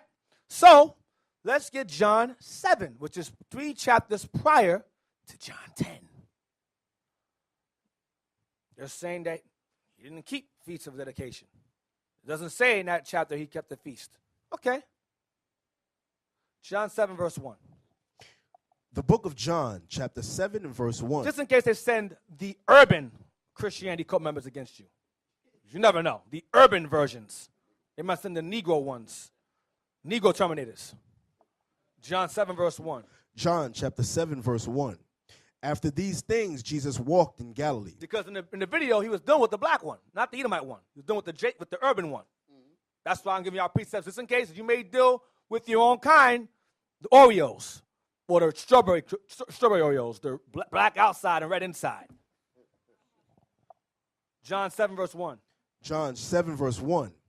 After these things, Jesus walked in Galilee, for he would not walk in Jewry, because the Jews sought to kill him. Go ahead. Now the Jews' feast of the tabernacles was at hand. His brethren therefore said unto him, Depart hence, and go into Judea, that thy disciples also may see the works that thou doest. His family was saying, his brothers were saying, don't you go up to the feast and do some miracles over there. Go ahead. For there is no man that doeth anything in secret. What you hiding for? Go ahead. And he himself seeketh to be known openly. Read verse 4 again, like this verse. For there is no man that doeth anything in secret. Go ahead. And he himself seeketh to be known openly. So you got a dude that's on YouTube that's blasting us, correcting us, and they don't show their face. That's cowardice. You want to be known openly, but you hide yourself. You're not truthful. You're coming falsely. You're a coward, and you're a waste of time. Read verse 4 again. Deacon. Yeah. And it's evil because the scriptures say, thine eyes shall see thy teachers. Yep. That's according to prophecy. That YouTube hiding your face, there's an agenda behind it. Yep. Well, they know they're not the teachers. That's why they don't show their face. Right. Read on. John 7 and 4. For there is no man that doeth anything in secret, and he himself seeketh to be known openly. If thou do these things, show thyself to the world. If you real, his family's testing him. If you real, show yourself to the world. What you hiding for? His brothers, watch. Read on. It's going to tell you why it says to him. Go ahead. For neither did his brethren believe in him. They didn't believe in him. Yeah, his own brothers and sisters like, yo, you lying, bro. You ain't who you say you are. You lying. You ain't. And that's their big brother. You, Christ? Pfft, Negro man, please. I fixed you up. You felt the, that's how you felt the ladder, and I put a band on your leg. You a son of God? Get out of here, man. We got the same parents. They didn't believe him. Go ahead. One eventually does, but they didn't believe him. Go ahead. It was James. Go ahead. Then Jesus said unto them, my time is not yet come, It's not my time yet. Go ahead. but your time is always ready. You can always go and teach. My time, you can go and teach if you want to. He's going back and forth with his siblings. Go ahead. Verse 7, the world cannot hate you, but me it hateth, Uh-huh. because I testify of it, that the works thereof are evil. That's why I can't go over there like that. Go ahead. They're trying to kill me. Go ahead. Go ye up unto this feast. I go not up yet unto this feast, Uh-huh. for my time is not yet full come. Go ahead. When he had said these words unto them, he abode still in Galilee. But when his brethren were gone up, then went he also up unto the feast. You want there to the feast. Go ahead. Not openly, But secretly, go ahead. but as it were in secret. Like he said he was. They were trying to kill him. Go ahead. Then Jesus sought him at the feast and said, Then the "Wh- Jews sought him at the feast. Then the Jews sought him at the feast and said, where is he? And there was much murmuring among the people concerning him. For some said, he is a good man. Others said, nay, but he deceiveth the people. Go ahead. Howbeit no man spake openly of him for fear of the Jews. Fear of the elders that wanted to kill him. Go ahead. Now about the midst of the feast, Jesus went up into the temple and taught. Stop. So Christ, the point is that he was present at the feast. It doesn't say he was observing it. It says he was present there. Now, watch this. Give me Exodus 34:18. So when you're present at the feast, what are you doing? You're observing it. That's what the law tells you to do. It tells you to be there. So when Hanukkah took place and he went into the temple, where was everybody else? In the temple observing the feast. Exodus 34, verse 18. The book of Exodus, chapter 34, verse 18. The feast of unleavened bread shalt thou keep. 7 days thou shalt eat unleavened bread, as I commanded thee, in the time of the month of Abib. For in the month of Abib thou camest out from Egypt. That's Passover 22. Verse 22. And thou shalt observe the feast of weeks, Pentecost. of the first fruits of wheat harvest, and the feast of ingathering at the year's end. Tabernacles. Go ahead. Thrice in the year shall Passover, Pentecost, and Tabernacles. Go ahead. thrice in the year shall all your men children appear before the Lord God. The They should do what? No, they should do what? Shall all men children appear before the Lord God, the God of Israel. So all men, children, or everyone, including their households, were to all appear in the area in which the Lord says to appear to observe the feast. Was the Messiah present during Hanukkah? Was he present during Tabernacles? Yes. So he was keeping the feast. Stop listening to demons. They're demons. Let's go to now Esther 9:27. It was said that Hanukkah is not of God, it's of man. Okay. Esther 9:27. The book of Esther, chapter 9 and verse 27. The Jews ordained and took upon them, and upon their seed, and upon all such as joined themselves unto them, so as it should not fail, that they would keep these 2 days according to their writing, and according to their appointed time every year. Every year, go ahead. And that these days should be remembered and kept throughout every generation. Forever. Are we still generating right now? Okay, go ahead. Every family, every province, and every city. And that these days of Purim should not fail from among the Jews, nor the memorial of them perish from their seed. So Purim is a feast day. Is it a manners of God? It's of God. It's in the Bible. So I don't understand what these guys are talking about. These Christians, I'm telling you, they do not believe in the Bible. They don't believe what it says. Their whole objective is to hinder you from believing it. Their job is to teach you to become unbelievers. That's their objective. To turn believers into unbelievers. That's their agenda entirely. And do what thou wilt. Satan's law. Hey, let me say one more thing. Yeah. I had a person challenge me at work about the Hanukkah, because I told him I don't deal with that. I don't deal with Christmas. I deal with Hanukkah. He said the same thing. He said, where did you get that from? So at that moment, an Edomite comes in. I said, I got it from them. He had the yarmulke on. He had everything. I said, I got it from them. So I stopped the man because I wanted him to say, he says that it's fake, that we made it up. I said, so you telling me all these people that you've been seeing doing this on Eastern Parkway, they're liars? You should have saw his face. Because they were comfortable telling me that I'm following it is fake. But when you stop that shiny white man with that yarmulke on his head that's singing Ava Nagila, all of a sudden it was like, whoa. The shiny white man. Okay? So that's another thing. He didn't say he was speechless. You scared of massive. Scared. He was speechless. I said it's only fake because black people are doing it. So it's the same thing with those Christian apologetics. Why do you not go up to them who are ruling in the Middle East and controlling the entire planet and tell them what you following is fake? And where you got it from and why you made it up? Hey, he would never tell that story. Hang him. I want to read one scripture, goes with what you just say right there. Because I want you to go to Matthew 18 and start at verse 18. Because who set up Purim? Who set up Purim? Purim. Mordecai set it up, right? Our forefather. That's it. All right? He set it up, right? Also, the dedication. Who set that up? Judah, the Hasdians, the Assyrians, the Hasmoneans. Judah Maccabees and those brothers, they set that up. Okay, which at that in the time when Christ was walking earth, they were the Pharisees. Okay, so these men, they set up these high holidays and they say for us to keep it. Was they great men? Absolutely. Was the Lord dealing with these men? Yes, he was. Okay, so read this scripture right here. The book of Matthew, chapter 18, verse 18. Verily I say unto you, whatsoever ye shall bind on earth shall be bound in heaven, and whatsoever ye shall loose on earth shall be loosed in heaven. Read on. Again I say unto you, that if two of you shall agree on earth as touching anything. So you say if two of you come together and you agree on earth touching anything, read on. That they shall ask, it shall be done for them of my Father which is in heaven. Because anything we say, you understand, the Most High, he agree with it. You understand? That's why he got it written here in the Bible.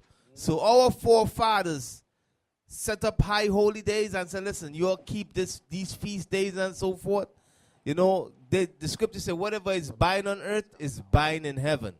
All right? So the Most High allow that. He allows that. Why? Because our forefathers, they were great men.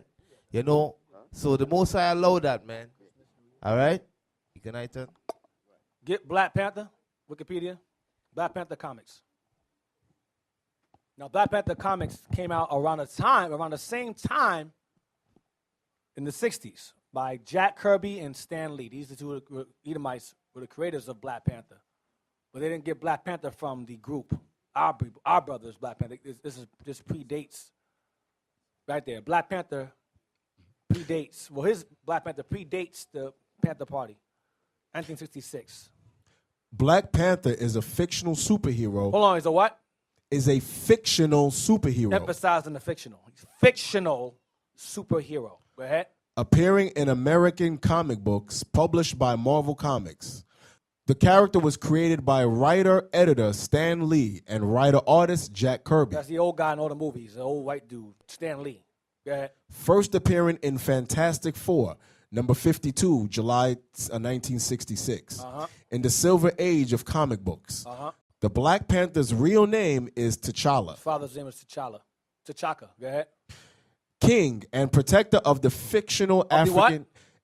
King and protector of the fictional. Go ahead. African nation called Wakanda. Along with possessing enhanced abilities achieved through ancient Wakandan rituals. T'Challa also relies on his proficiency in science, rigorous physical training, hand-to-hand combat skills, and access to wealth and advanced technology to combat his enemies. Right, T'Challa, go ahead. Black Panther is the first superhero of African descent in mainstream American comics. He's the first black comic book hero. one of the, it says first. He's the first one. Go ahead. And you had Static Shock after that. Luke Cage came afterwards. Go ahead. Having debuted years before early African-American superheroes such as Marvel Comics' The Falcon, So he came before Falcon also. Go ahead. 1969, and Luke Cage, 1972. Uh-huh. Or DC Comics' John Stewart. That's Green Lantern. He came before him also. In the role of Green Lantern, 1971. Mm-hmm. The Black Panther storyline, which ran through 13 issues of the Jungle Action series. Damn, Jungle Action. He's part of Jungle Action series. Go ahead. Numbers 6 through 18, is considered to be Marvel Comics' first graphic novel. Mm-hmm. In one storyline, the Black Panther Go down. I don't care about that stuff. Go down. Concept and creation. The Black Panther's name predates the October 1966 founding of the Black Panther Party. See, it predates it. It was in July. That came in October. The Panther. So Black Panther comes before the Panther Party. Go ahead. Though not the Black Panther logo of the party's predecessor, the Lowndes County Freedom Organization, nor the segregated World War II Black Panthers. So you have black folks called World War II Black Panthers, the Tank Battalion. You have Black Panthers in World War II, black folks called Black Panthers. Go ahead. He is the first black superhero in American mainstream comic books. Very few black heroes were created before him, and none with actual superpowers. Damn, he ain't have no powers. Yeah, blank man, all right. Handicap man. Go ahead. These included the characters in the single issue, low distribution, all Negro comics. So we had our own, so all Negro comics. Go ahead. 1947, go ahead. 1947, Waku, Prince of the Bantu. Stop. So you had an all Negro comics called Prince of the Bantus. So Jake knows, Edom knows that amongst the Bantus you had Negroes. You understand? It says this is the Negro comics. Waku was one of them, Prince of the Bantus. Go ahead. Who starred in his own feature in the omnibus titled Jungle Tales. Here we go again, the jungle. Jungle Tales. Dang. Go ahead. For Marvel's 1950s predecessor, Atlas Comics. All right, go down to beginning of the guest appearance. Beginning in a guest appearance in Fantastic Four, number 119, February 1972. The Black Panther briefly tried using the name Black Leopard. Why? To avoid connotations with the party. See what he did? So they called them Black Leopard for a while to avoid any affiliation with the Black Panthers who came after. Esau was so mad about the Black Panthers, it said change his name to Black Leopard. We don't want them called Black Panther. They were mad. Go ahead. But the new name did not last. Because the group didn't last. The group got destroyed by COINTELPRO and they gave him Black Panther back again. Go ahead. The character's name was changed back to Black Panther in Avengers number 105 with T'Challa explaining that renaming himself made as much sense as altering the Scarlet Witch's name. So right there you see that was his original design. They were going to draw him like that. They was like, nah, we're going to fix it. That looks horrible. Multicolored. Black Leopard right there. So eventually they changed it. In time, they made his son become Black Leopard. Black or Cold Panther or some nonsense like that. Cold Panther. That's what I want. So the point I'm bringing out is that when Black Panther came out, it was before the actual Black Panther Party came out, and they were so upset by the Black Panther movement that they changed the comic book character's name to Black Leopard temporarily to avoid any kind of affiliation or I guess you could say inspiration to that movement or that group. Bring attention to it, right. So let's get Herb. I sent you herb.ash, COINTELPRO Tactics.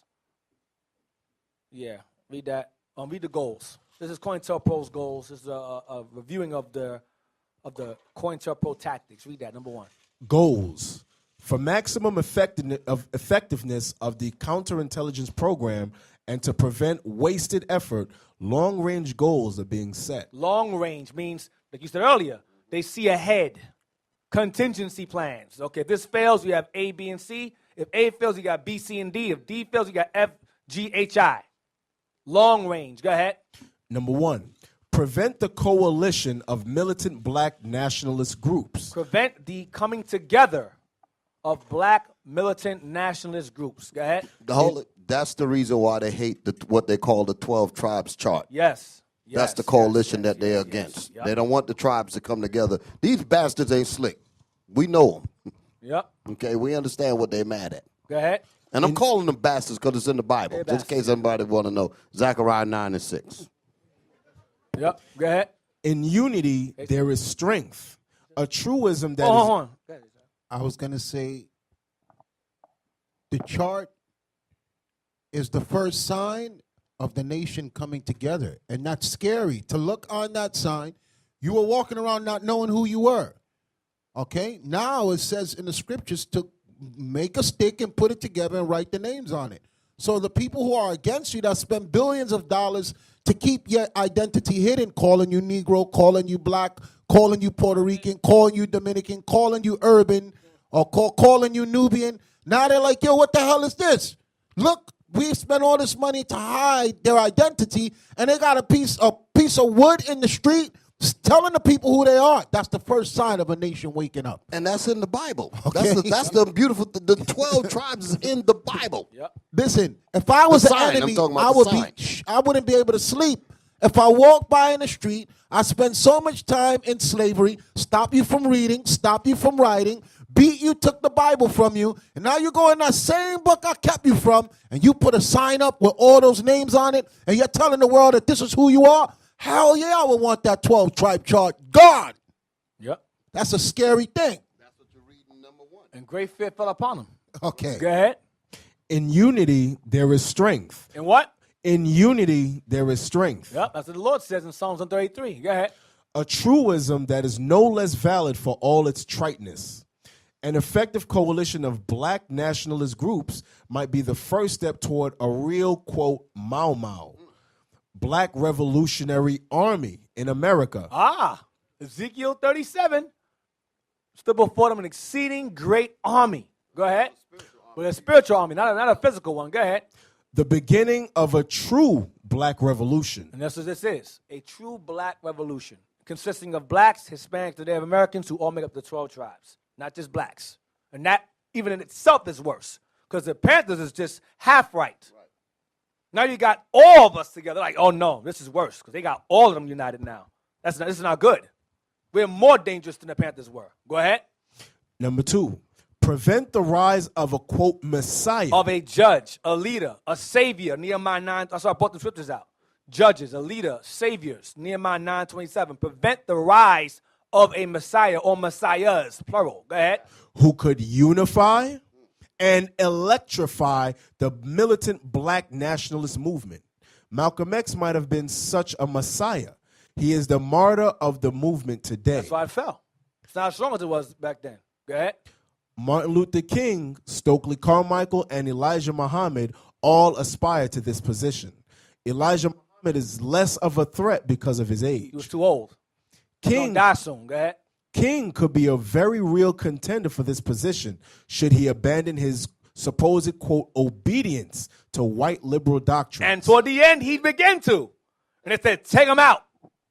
Hey, he did just, when he spoke at his last Long term. speech, right, when he spoke at his last speech, I'm going by what it just said here, because he said when he let it go, he said, right, the mountaintop speech, that was on April 3rd, 1968. He made that speech. April 4th, he was killed. The very next day. Yep. Check it out.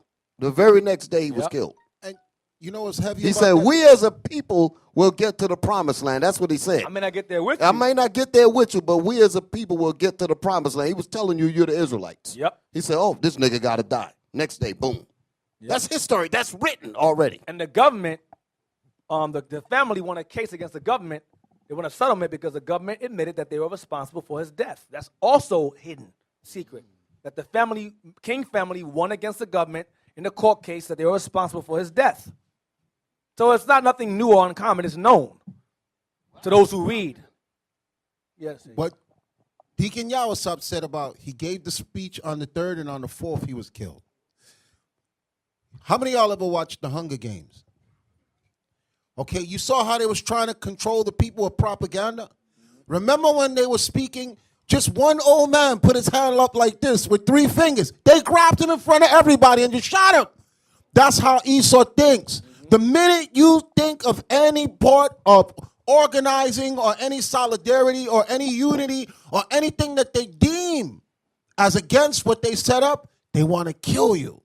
Just like when they called a girl, they was watching a girl with the camera and they called her, they said, the people may think that what you did is a threat against us. So they constantly kept letting you know, we're watching you and we'll kill you the minute we think that you're coming together in unity.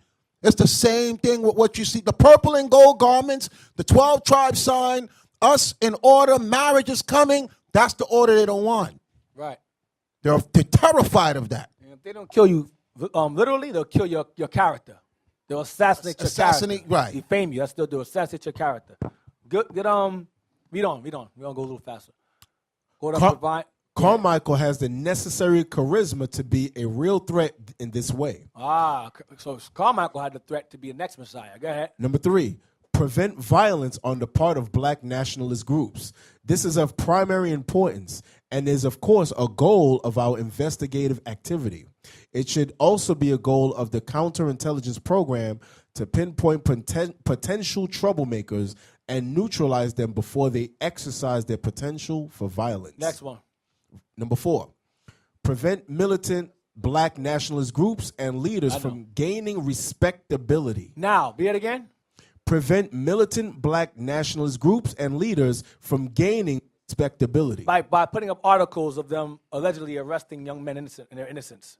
That's an example of discrediting them, respectability.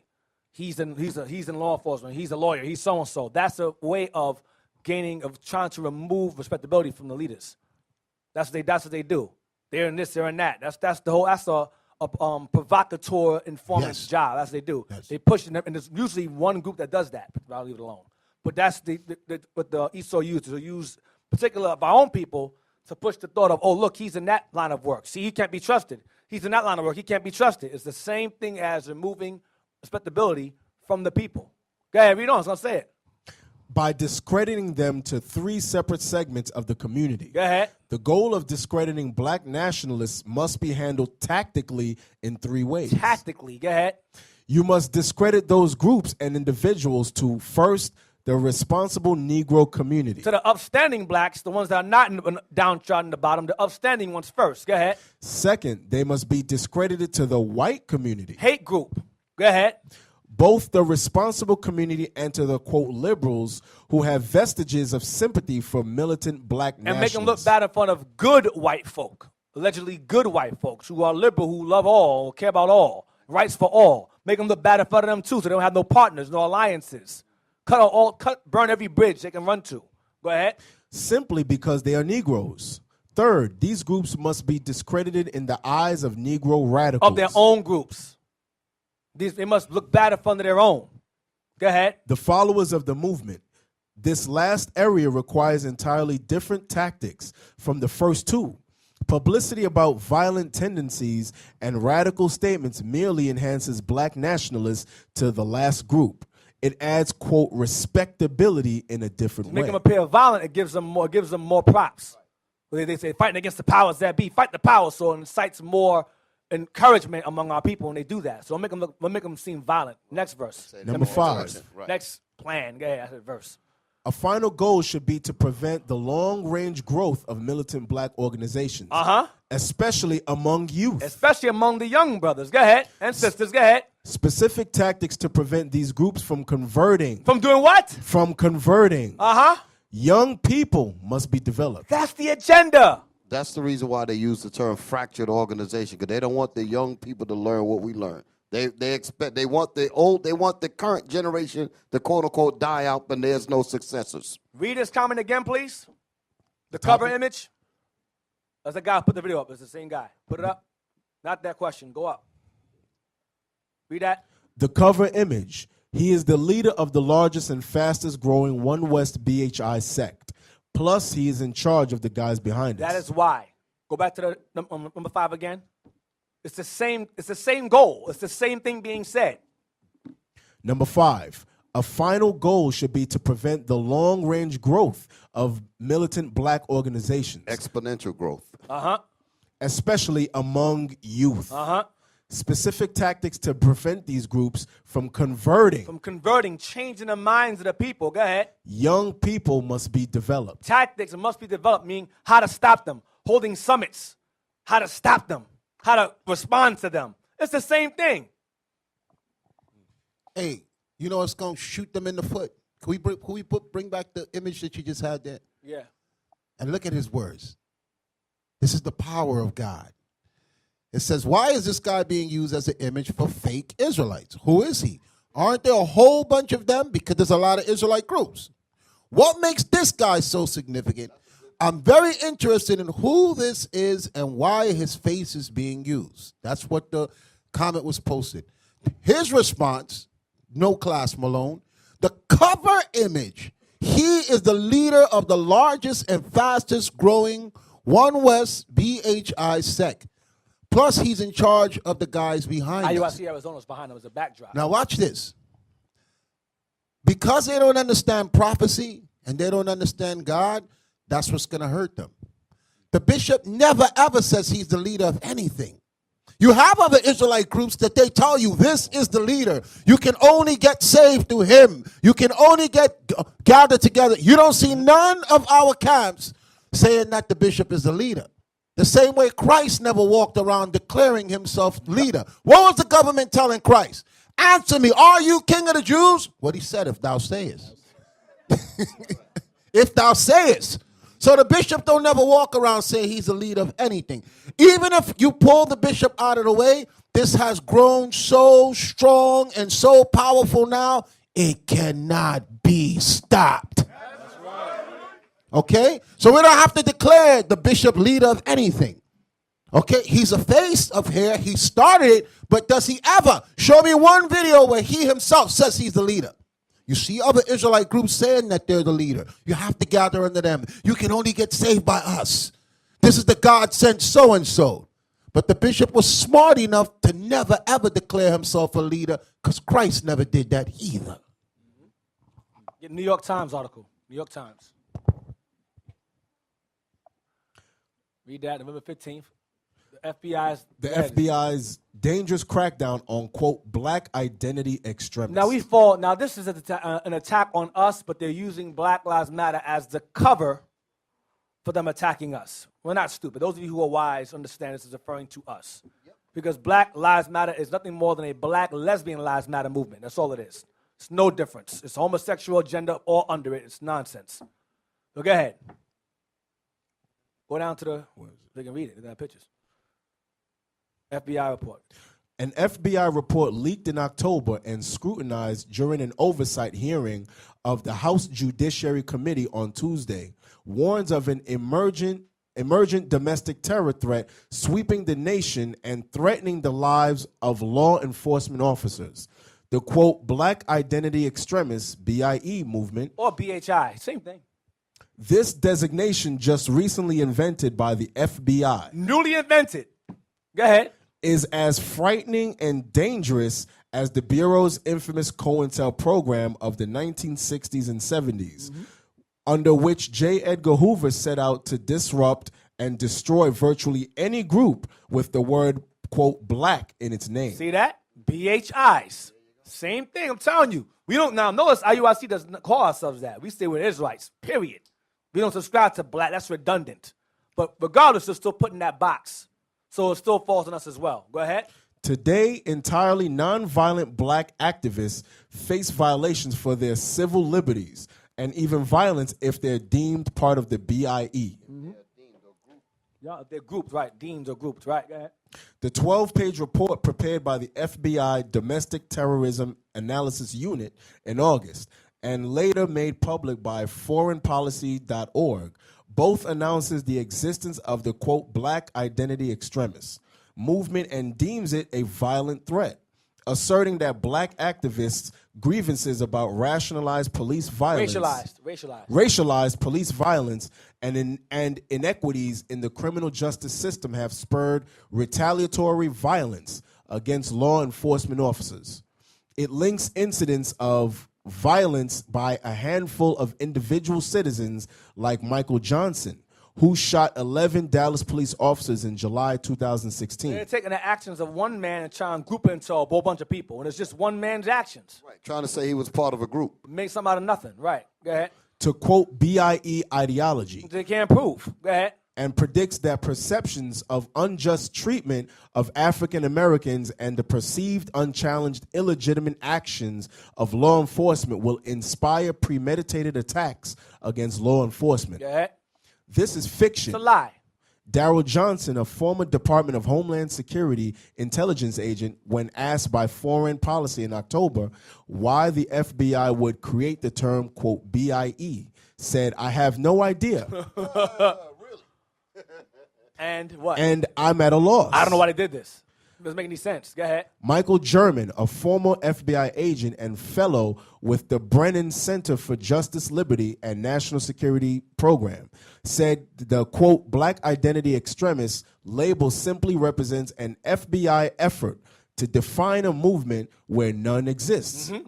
Basically, it's the black people who scare them, he said. That's what it's made for. They're afraid of us. Great fear fell upon them which saw them. That's what this whole thing's about. BIE is about the fear of Edomites against blacks rising up and coming together. And it's black identity. So you seeking identity in the eyes of the so-called white man makes you a threat. Ain't that crazy? You believe you're an Israelite. Oh, you're scary. Put him in jail. Scary. I'm frightened. He wants to know who he is. I don't like that. Put him in jail, Bob. Throw away the keys, Biff. Go ahead, Brenner. Do it, Brenner. That's what they do. It's this madness. Go ahead. Could you name an African-American organization that has committed violence against police officers? Representative Karen Bass asked Attorney General Jeff Sessions at Tuesday's hearing. We watched this before. When the sister asked the Edomite question, he was talking around it. Oh, well, I'm not sure. I have to research it. I got to go back. You know how to talk. I got to go back and research it. I'm not sure. We're gathering information, but we're not gathering information. I got to figure it out, but not figure it out. You're talking contingencies, all in circles. Go ahead. Can you name one today that has targeted police officers in a violent manner? Uh-huh. It's no surprise that he could not. He couldn't answer. Mr. Sessions, who confessed that he had not read the report, said he would need to, quote, confirm and would reply in writing at a later time. Which means I'm not going to respond. I'm just going to let it go on. Go ahead. The FBI itself admits in the report that even by its own definition, quote, BIE violence has been rare over the past 20 years. It never happened in the first place. You guys are lying, period. So now, let's get Newsweek article. The Newsweek article I sent you right after this one. The congresswoman white men have committed more. asked him to name some white ones, and he couldn't. Couldn't do it. White men have committed more mass shootings than any other group. We're going to fly through this. Go down. Go ahead. The deadliest mass shooting in U.S. history was shocking in its scale, but it wasn't a surprise that it was committed by a white male. Because only white folks do that. White folks go around, get a gun out, and shoot everybody. Black folks don't do that stuff. They usually either get high or drunk and pass out in the staircase or something. You don't go around, I hate my life. Ah! You don't do that stuff. That's white. That's Edomite stuff. You don't do that. Go ahead. If we do, you can count on one hand if we do. Go ahead. Statistics show that since 1982, the majority of mass shootings, 54%, were committed by white men. Wow. According to the data from Mother Jones, black people were the second largest perpetrators of mass shootings based on the ethnic background, but only accounted for roughly 16% of the total incidents during the same time period. Go ahead. The average age of the shooters was 35. However, making the perpetrator in Las Vegas a 64-year-old Stephen Paddock. He was old. That was Vegas shooter. Go ahead. 64 years old. Old white dude. Go ahead. Somewhat of an outlier. It is too early to say if mental illness played a role in Paddock's case. No, he's being himself. He's just being himself. You know, they always do Doing that. his Oh, own something thing. was wrong with him. Yeah, always. He was depressed. He was he was a natural We do born something killer. wrong with thugs, with monsters, do a background check, put our face to the screen. They do something wrong. Oh, he's broken. Oh, he's ill. He had the flu. So he had to get a gun to fix the flu, he felt. He had a sore throat, so he stabbed the guy in the throat. Go ahead. But it has in a number of mass shootings, though it is perhaps too frequently pointed to as the primary cause. It's always used as the primary cause. There's always something wrong with them. No, they're being themselves. Go ahead. Keep up with this story. No, other research. Other research suggests white men commit mass shootings out of a sense of entitlement. But they feel they can. I'm Edom. I'll do what I want to do. I run the world. It's my world. Kill who I want. Do what I want. And they get defended each time. They get defended. He's sick. He's ill. It's always an excuse for them. Go ahead. James Holmes, for example, had failed out of his PhD program when he opened fire in a movie theater in Aurora, Y'all remember Colorado. that? That was a Batman movie. Batman, he shot it up because he failed the PhD program. I'm so mad I failed the test. Oh, man, get my rifle. Brrr. I got an F. F y'all too. Edomites is crazy, man. We don't do that stuff. Go ahead. Dylan Roof was unemployed when he gunned down 9 people at the end of a prayer service in a Charleston, South Carolina church. Go ahead. That's nonsense. He just hated us. Go ahead. There's a feeling of entitlement that when white men... Yeah, he can afford bullets. He can afford bullets, though. Go ahead. There's a feeling of entitlement that white men have that black men don't. Criminologist James Allen Fox told the Washington Post in 2012. They often complain that their job was taken by blacks or Mexicans or Jews. They blame us for losing their jobs. They feel that a well-paid job is their birthright. It's a blow to their psyche when they lose that. Yeah. If you're a member of a group that hasn't historically experienced underemployment, If you're not black or Mexican, go ahead. there's a far greater stigma to losing a job than those who have. Because we're used to it. We're used to constant unsuccess and failure. So we've grown, we've been groomed to deal with it. Get a 40, go to the club, get high, watch a movie, hang out with the friends, go sleep around something. We find a way to deal with life. Edom goes, I'm white. I'm not a nigga. This is impossible. The dog died. I'm God, and I'm broke. No, I must kill everything now. That's his mindset. Go ahead. But others say it's hard to point to any single factor in terms of why white men have committed most mass shootings. No, they try to wash it down now. Oh, well, we're not really sure. That is the reason why. Try to water it down now. Go ahead. There are pieces to the puzzle, and you put them all on the jigsaw board, and you're still going to have a big hole there. What I do is that violent behavior. What I do know is that violent behavior, whether it's serious violence or minor violence in populations, is never just one thing. It's not a one-thing problem. It's going to be an accumulation of things, kind of a whole cocktail of factors. Jump down a high number. Jump down. I don't got much time. Jump down a high number. The high number of white men committing mass shootings is also explained, at least in part by the fact white people make up a majority of the U.S. population. Lie. 63%. And men are more likely to commit violent crime in general.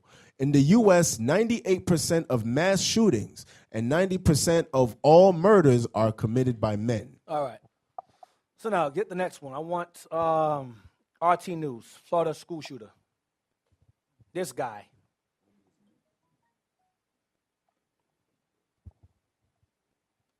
Nicholas Cruz, 19-year-old. Let's see what he did. Police say Florida school shooter confessed. Give details of how he almost got away. Watch this. Go ahead. Watch what he does. The suspect in the Parkland, Florida high school shooting claimed 17 lives has confessed to the attack. Police have released details of his movements before he was captured. Confessed, like he did it in secret. Confessed to what? He shot everybody openly. What's there to confess to? Everyone sees him shooting them. What are you confessing to? You confessing is a secret. He saw, man, these words. Go ahead. Nicholas Cruz, 19, was charged on Thursday with premeditated murder of 17 people and wounding another 14 at the Majority Stoneman Douglas High School. He confessed to being the attacker, according to the Broward County Sheriff's Office reported cited by Associated Press. He told the interrogators that he, quote, began shooting students that he saw in the hallways and on school grounds on Wednesday, and he had brought additional loaded magazines to the school campus. He came prepared. Additional loaded magazines. Go ahead. to the school campus and kept him hidden in a backpack until he got on campus to begin his assault, according to the report. As students began to flee the school, Cruz discarded his AR-15 rifle and the vest he was wearing. And he wore a vest. So he could blend in with the crowd. Wow. After successfully... Hold on. He sounds pretty smart to me so You far. got to ask yourself the question, how in the world could this white boy go and buy a vest? And they allow him to buy that thing with an AR-14, with an AR-15. White privilege. Yeah. Well, he got from his family members. Go ahead. As students began to flee the school... No. After successfully leaving. After successfully leaving the school grounds... Watch this. Cruz headed to a Walmart and stopped by a Subway and a McDonald's. He went and got some food. He was hungry after all that work that he did. He had the Had the munchies. island killed 17 people. Damn, I'm hungry. Want me a Big Mac. Go ahead. Broward County Sheriff Scott Hey, remember Israel. Dylan Roof? They took Dylan Roof to McDonald's too, right? Go, Hey, Burger Dylan King. Roof- Burger King. Burger King. He didn't want Burger McDonald's. King. They passed. He said, "No, I don't want Got him a McDonald's. Whopper. Give me the Whopper." He done whop 9 Negroes to give him a Whopper. Go ahead. Broward County Sheriff Scott Israel said at a news conference on Thursday. Officer Michael Leonard of the Coconut Creek Police Department encountered Cruz about 40 minutes after the suspect had left the McDonald's and decided to confront him. Quote, he complied with my commands and was taken into custody without any issues. This dude walked off camp after he killed everybody. He walked off casually. Wow. The dude walked off. They escorted him into the. Hey, listen, did you shoot all those 17 people? Yes, I did. Okay, come on this way, sir. Come on. But you got to notice something. And him been black. They would have blew his head off in the McDonald's. There you go. That's what Been you got to see right black there. burger meat brains all over the floor. Hey, I felt threatened. Why come nobody didn't feel threatened with this here? He lunged towards me. My car break down and I end up dead. They walked him into the car with red carpet under his feet. Y'all get this? Wow, man. Wow. White privilege exists. You're retarded if you don't believe otherwise. You're retarded. Go to YouTube, please. His lawyer. YouTube, his lawyer, No. Before you go there, go to the paper I sent you, the image I sent you, the newspaper, with the black guy's face in the image of the paper. Sun Times. Watch this. Now, this guy killed 17, right? Watch this paper. It's called, I think it's Sun Times. Is that Chicago? Sun Times is in Chicago, right? Yeah. I remember seeing it there. Sun Times is a Sun Times Chicago newspaper. Look at this. He killed a cop. His face is in the front. Look on the side. They don't show Nicholas Cruz's face. 17 is small print on this side, but he killed one cop. He's on the front page. Where's Cruz's face? This is crazy, man. Not justifying what he did, but why isn't this guy's face on the front page? This is craziness, man. Craziness. Oh, man, that power, man, that privilege. Hey, and if you read the caption, it says, repeated felon charging cop murder. Suspect dodged officers before fatally shooting. That's what I was about to He was ask. running away. That's what I was about to ask. He was just trying to get away. Thank you, Deacon. You saw when I was. You understand? There's got to be more to this here, but they're not going to tell you that. They're going to make you think he's a maniac, he's a this, he's a that.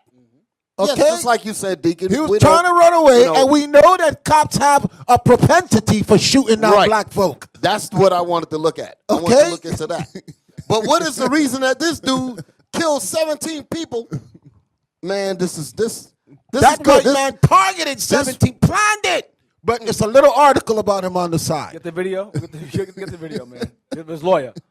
This is needed to wake our people up. That's the reason why the Most High have these things happen, because you keep denying reality, the Most High going to continue to bring it to you. I just want a few seconds of it. A few seconds. Yeah, you can just play it. Play it from the top. Destroyed so many lives here.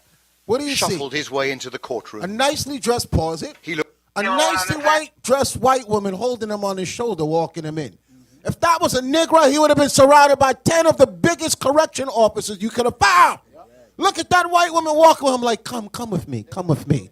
Deacon, That's comfort. Deacon, they don't want to traumatize Oh, him. look, this is a mass They murderer. don't want to traumatize And you got a him. nicely But white you dressed can't- white you woman can't holding him on his traumatize back, him. not even pushing him. They would have dragged the Negro out with the shackles, okay, guns, cocked, everything to masquerade him before the public. But look how he gets brought into the courtroom.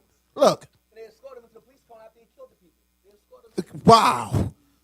Let it play.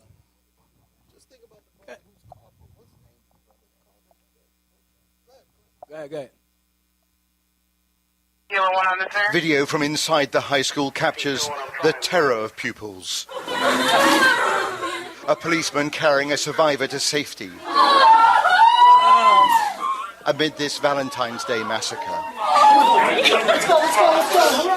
Other pupils were hiding under desks and in cupboards.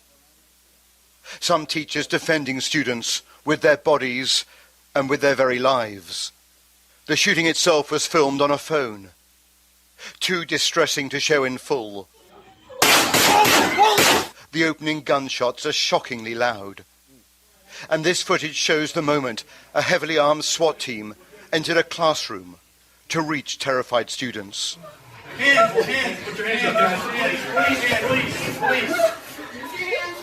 Put your phones away. Does anybody have bolt cutters? I can get this kid out of the fence.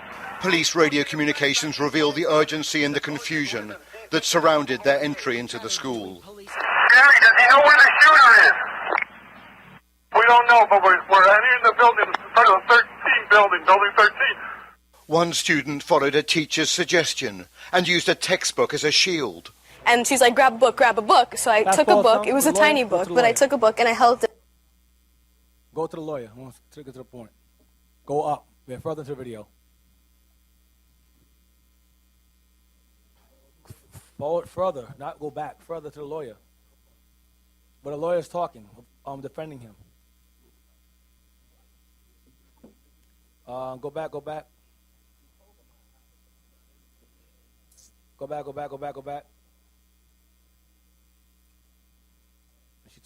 She mentions him.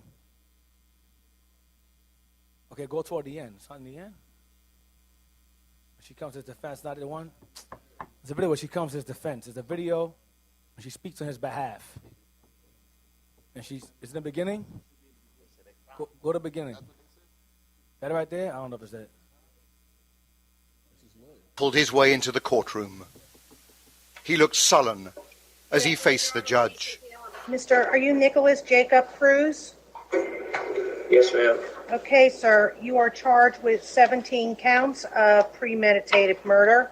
I have something very important to tell you. You're charged with some very serious crimes. His defense lawyer insists that Cruz has profound regrets. He's Here we go. sad, he's mournful, he's remorseful.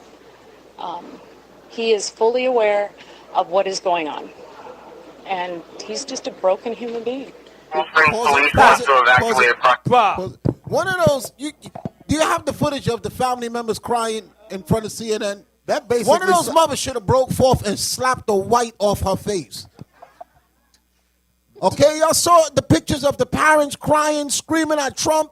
The mother showing a picture of her daughter. You think I want to hear that woman saying that after you just blew my child away? But that's the craftiness of Esau.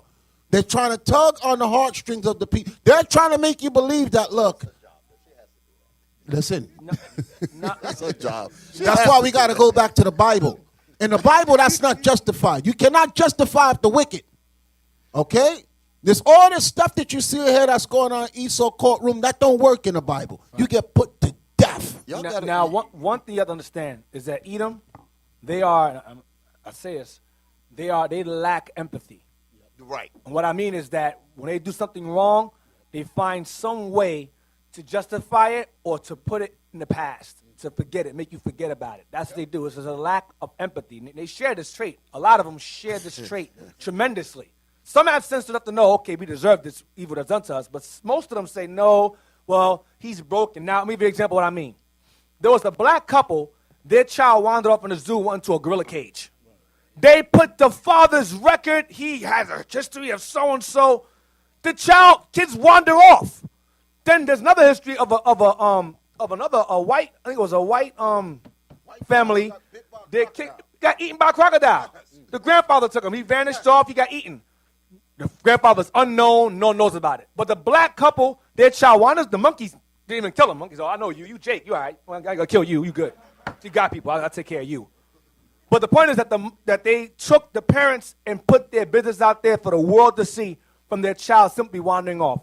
But this bastard here is broken. F is broken. The hell out of here. That's garbage. That's nonsense. But that go back to that supremacy. That's that white supremacy, that white privilege, that red privilege.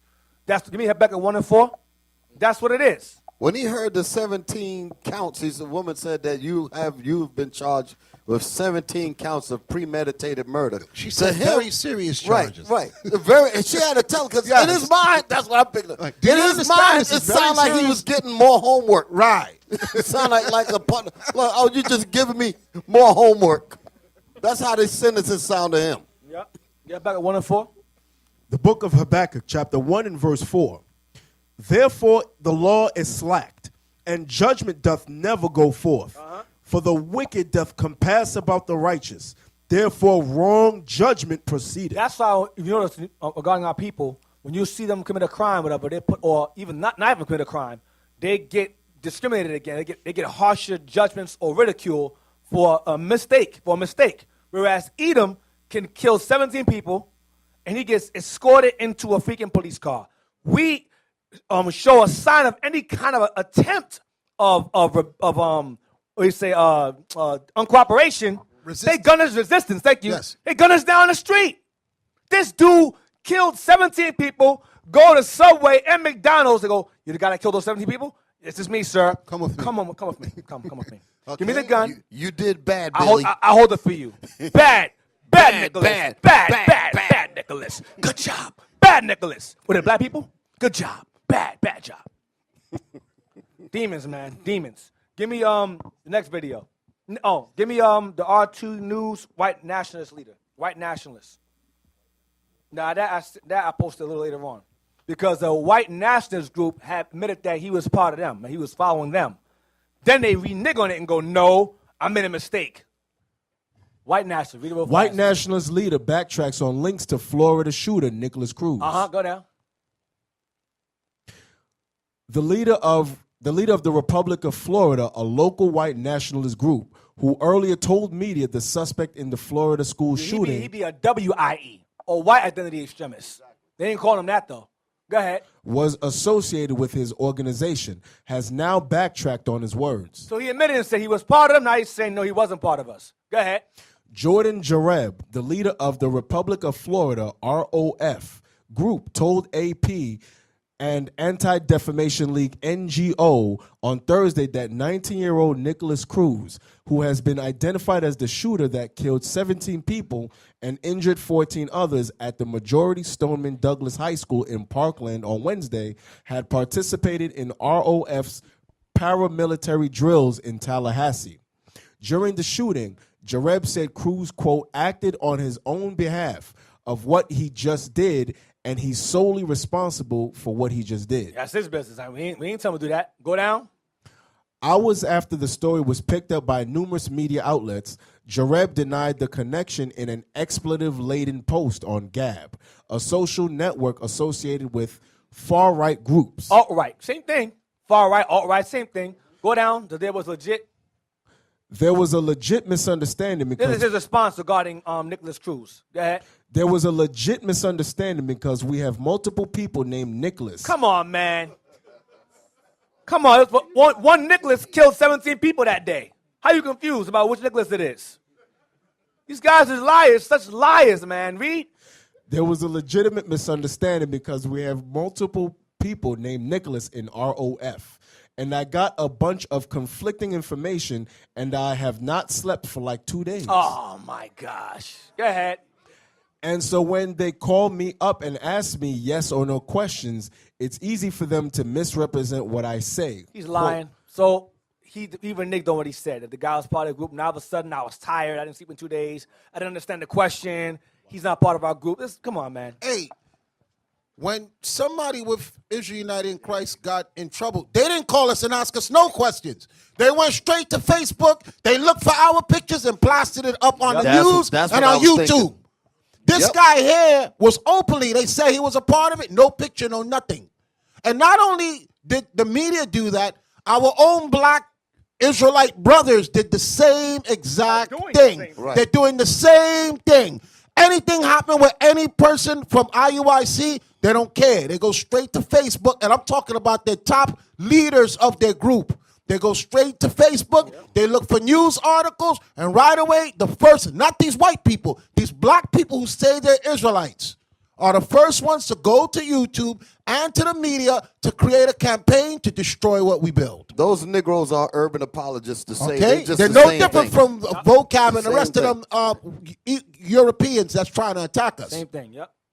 Give me the next video on Black Panther, White Nationalists at the theater.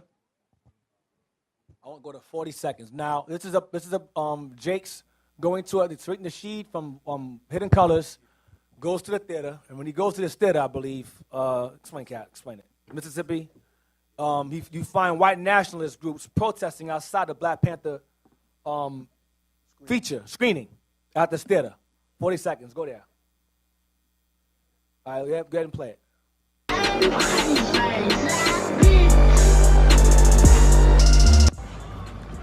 So we on our way to see Black Panther at the movie theater. They got a cop car literally right in front of the damn theater. Never here. I ain't never seen this shit before. A cop car is right here, letting their presence be known up here. All right. You at a movie theater with these signs, man. You got kids out here, man. Listen. Now what these signs got to do with a movie, man? What these signs got to do with a movie, man? Huh? Y'all explain this. Oh, look, let me zoom in on this one so y'all can see this one too.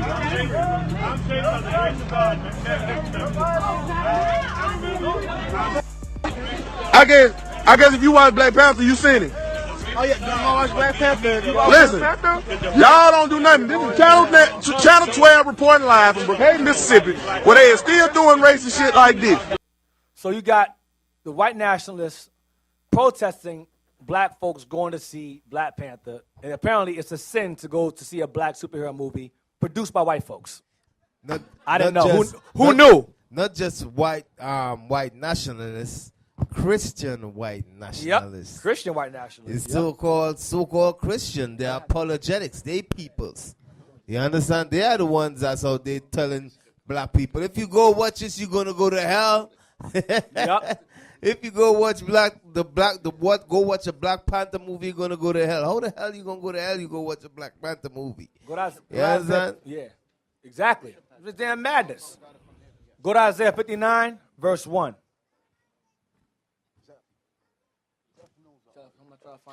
The book of Isaiah, chapter 59 and verse 1. Behold, the Lord's hand is not shortened, that it cannot save, neither his ear heavy, that it cannot hear. But your iniquities have separated between you and your God. Our sins have caused us a rip between our God and ourselves. That's why in the condition that we're in. Isaiah 59. Because we sin against our God, so the Most High has put a division between himself and us at this time. Go ahead. And your sins have hid his face from you, that he will not hear. For your hands are defiled with blood. You kill your own people. And your fingers with iniquity. Your lips have spoken lies. Your tongue hath muttered perverseness. Go ahead. None calleth for justice, nor any pleadeth for truth. You don't want justice or truth. Go ahead. They trust in vanity. Money, women, lies. Go ahead. And speak lies. They conceive mischief and bring forth iniquity. Jump down to verse 7. Verse 7. Their feet run to evil. This is us, by the way. Go ahead. And they make haste to shed innocent blood. We kill on our streets. Go ahead. Their thoughts are thoughts of iniquity. Wasting and destruction are in their paths. Among our own people. Go ahead. The way of peace they know not. And there is no judgment in their goings. They have made them crooked paths. Whosoever goeth therein shall not know peace. Go ahead. Therefore is judgment far from us, neither doth justice overtake us. We wait for light, but hold obscurity. For brightness, but we walk in darkness. We grope for the wall like the blind, and we grope as if we had no eyes. We're in darkness. We stumble at noonday as in the night. Even in the daytime, we're still blind as a people. Go ahead. We are in desolate places as dead men. We are in desolate places as dead men. Dead men. Give me real quick. Keep going. It's all right. Verse 11. Keep that in mind. We're in desolate places as dead men. Go ahead. Verse 11. We roar all like bears and mourn sore like doves. We cry, we yell. Go ahead. We look for judgment. We look for justice. Go ahead. But there is none. Acquittal after acquittal after acquittal. Go ahead. For salvation. A deliverer. Go ahead. But it is far off from us. We're too deep in our sin. Go ahead. For our transgressions are multiplied before thee, and our sins testify against us. Our sins testify against us. What we do to each other, the Most High has the heathens do to us. Go ahead. For our transgressions are with us, and as for our iniquities, we know them. Go ahead. In transgressing and lying against the Lord, and departing away from our God. Because at this time, Israel knew better, but we didn't care. We knew better, but we didn't care. We didn't do better. Go ahead. Speaking oppression and revolt, conceiving and uttering from the heart words of falsehood. And judgment is turned away backward, and justice standeth afar off. And read it again. And judgment is turned away backward. We don't get justice. We don't get it at all. Go ahead. And justice standeth afar off. For truth is fallen in the street, and equity cannot enter. It's happening now. Go ahead. Yea, truth faileth, and he that departeth from evil maketh himself a prey. When you teach the word of God, you are made a prey. Now you're a BIE. Now you're an extremist. Preaching the Bible, now you're an extremist. Now you're a terrorist now. Go ahead.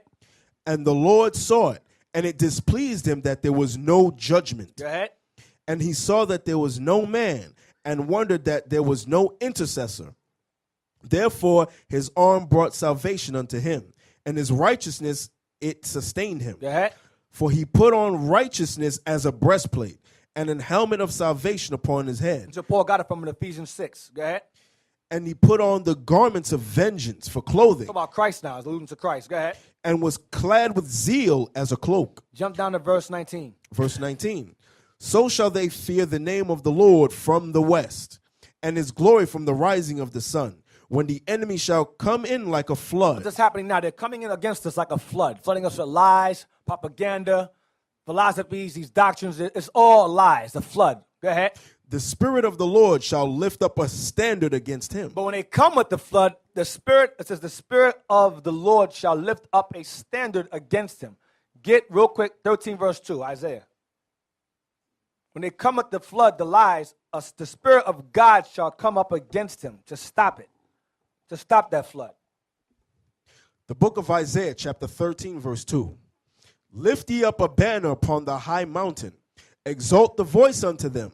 Shake the hand, that they may go into the gates. Shake the hand means teach the people, means shake the hand, correct them, rebuke them. Go ahead. That they may go into the gates of the nobles. That they may run to white folks and label us terrorists, extremists. That's going to happen in time.